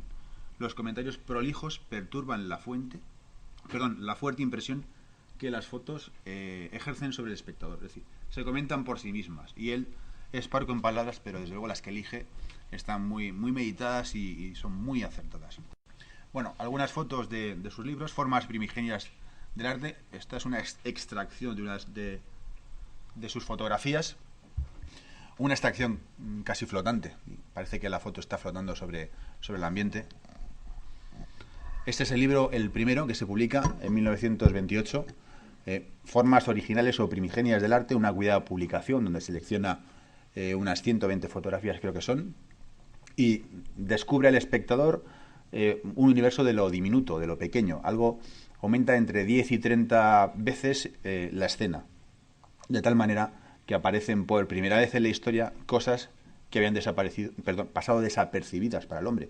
Descubre un nuevo universo al espectador de sus obras. Y probablemente por eso causa tanta impresión. Nuestro ojo no llegaba hasta ahí. Y pensemos que las imágenes microscópicas al servicio de la ciencia y de los científicos, pues hacía que esas imágenes estuvieran reducidas hasta a un elenco, a un grupo muy selecto y muy reducido de personas. Con él eso empieza a cambiar. Lo hace durante 31 años. Además, se publican en el instituto y obviamente después las da a conocer a través de sus obras. Bueno, la nueva objetividad es un movimiento que surge en Alemania, o la nueva fotografía, que trata de romper con la corriente anterior, con el pictorialismo, que veremos. Quizás, la verdad es que ha habido un salto en el tiempo aquí, del que yo no me he dado cuenta hasta ahora. La próxima sesión hablaremos de Alfred Stieglitz, que es un fotógrafo norteamericano, quizás uno de los personajes con mayor influencia en la repercusión que empieza a tener la fotografía. Se preocupó enormemente de dar una difusión en Estados Unidos y importando de alguna manera los grandes fotógrafos europeos, dándoles proyección. Quizás la fotografía, como hablaba antes con mi amigo Carlos Balsalobre, nace en Francia, pero sufre un enorme desarrollo posteriormente en los Estados Unidos. Bueno, algunos han tratado de alinear a Blossfeld en esta corriente que algunos bautizaron como la nueva objetividad. Bueno, eso lo hace el tiempo, lo hace la historia. Podemos estar más o menos de acuerdo.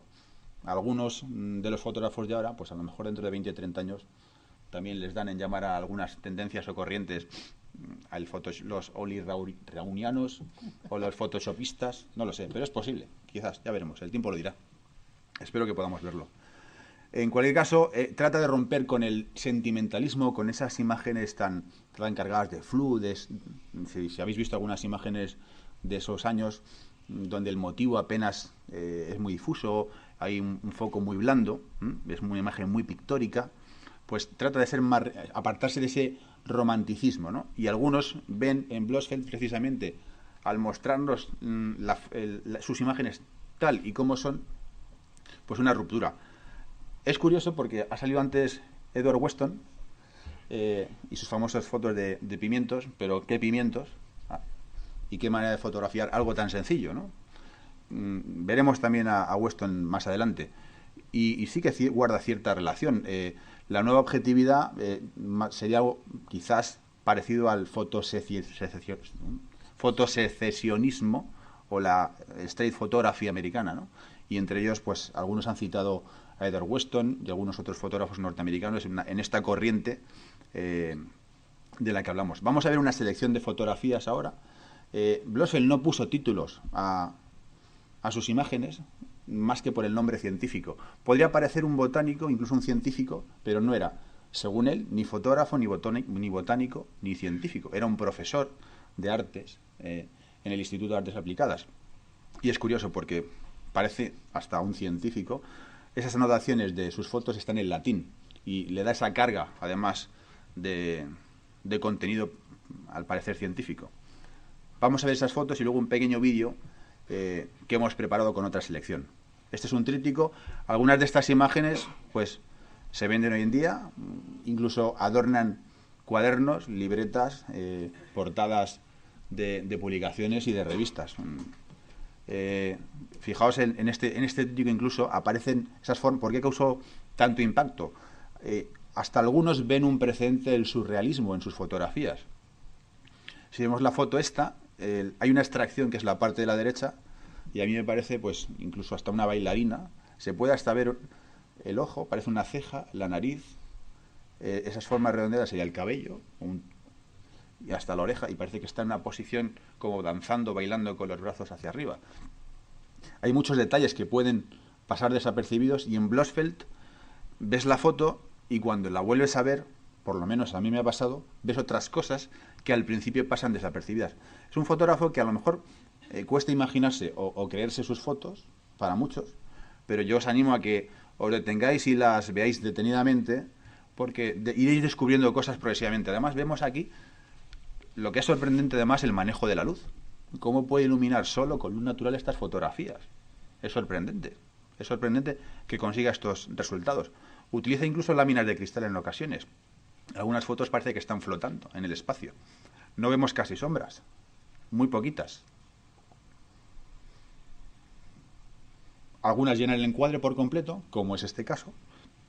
Incluso algunas han servido... La verdad es que para la moda y el diseño soy muy malo. Pero sí que hay diseños florales que se repiten en algunos tipos de... Sobre todo en años anteriores, ¿no? En el diseño de vestidos, de ropajes incluso.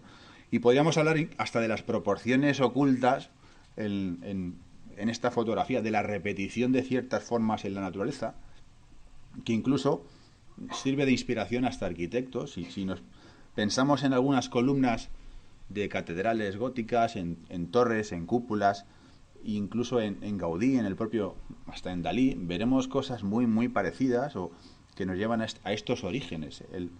Los artistas han bebido estas fuentes, en definitiva, de la naturaleza a lo largo de su vida. Y por eso quizás nos cautiva de esa manera. Esto lo hemos visto en elementos, en jardines, en vallas, cosas muy parecidas. En escaleras, el Art Nouveau francés, si vamos a...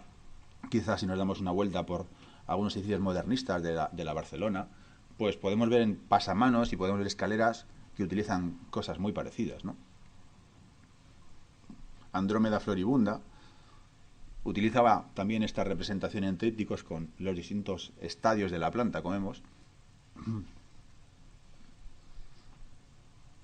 Esta creo que está repetida. Fijaos hasta la derecha, parece que una mariposa posada ahí. Es decir, vemos cosas ocultas y que llaman enormemente la atención. Y nuevamente podemos ver los fondos blancos, pero no vemos sombras por ningún lado. Apenas podemos distinguir. Aquí vemos la luz. La parte de la derecha de la foto está más oscura. Vemos una luz lateral que está incidiendo en la parte y que le da volumen precisamente. Vemos como, curiosamente, lo que hemos visto hoy en la lección de hoy, el tratamiento de la luz aplicado a estas imágenes, sin esos conocimientos, probablemente, fruto de la experiencia, no hubiera conseguido estos resultados tan sorprendentes. Aquí sí que vemos una sombra, lo vemos en la parte izquierda de la fotografía. Y si pensáis en algún cuadro de Dalí, a mí me recuerda esto a algunos cuadros surrealistas de Dalí. Él dibuja algunos elefantes con unas patas extraordinariamente largas. Pues a mí de alguna manera, he tratado de buscar algún cuadro de Dalí, porque me recordaba enormemente, y no he encontrado lo que yo tengo en mente de haber visto en Dalí, ¿no? Si no hubiera puesto esas dos imágenes para que pudiéramos confrontar. Esta es una vista donde podemos ver las formas de la naturaleza. Vemos el pentagrama, es decir, no vamos a hacer referencia a ello, pero el pentagrama es una de las formas básicas, si leemos algo de proporción áurea, de matemáticas, de las leyes de los números de Fibonacci, que habréis oído algunos mentar, esas formas aplicadas al arte, podríamos desmenuzarlo y estar analizando, y es curioso como ese pentagrama, una estrella dentro, el número 5, que es un número mágico, por así decirlo, que está presente en el arte. Y ahora creo que viene el vídeo. Os dejo con el vídeo.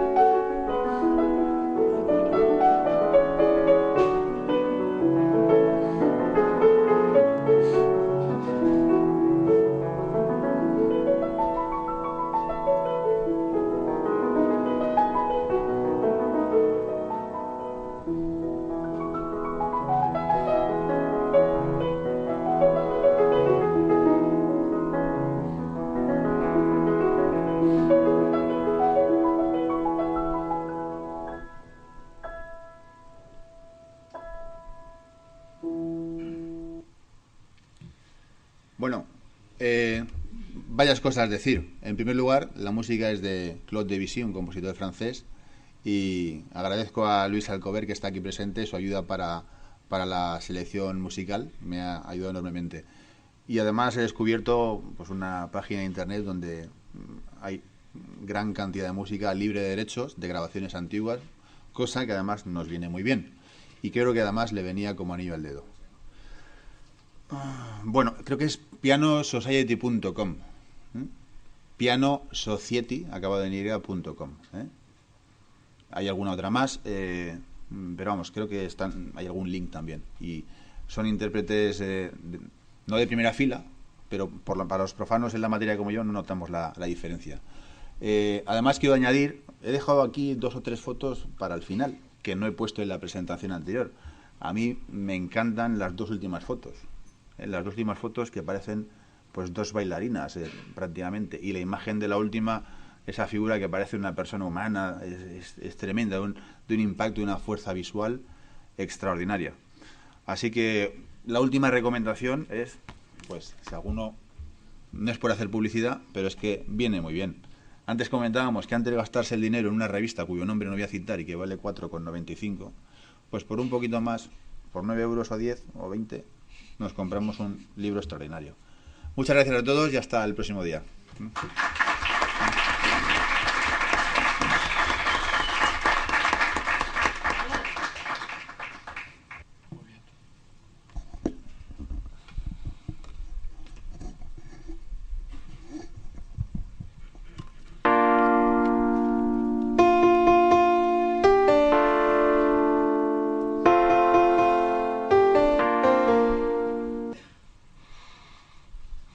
Bueno, recordaros la próxima cita, viernes 25 de febrero de 5 a 9, el uso del flash. Todo sobre cómo manejar un flash, especialmente en modo manual, que es como se obtienen los resultados más fiables. Pero bueno, veremos las otras formas de medición, cuándo utilizar cada una de ellas, alta velocidad, cuando el flash funciona como velocidad de obturación, cómo utilizarlo para complementar y crear la luz y trabajar con natural y mixta. Y la presentación de fotografía clásica, pictorialismo y street photography. Alfred Stieglitz nos deleita a José Carlos. Muchas gracias por vuestra asistencia. Hasta la próxima.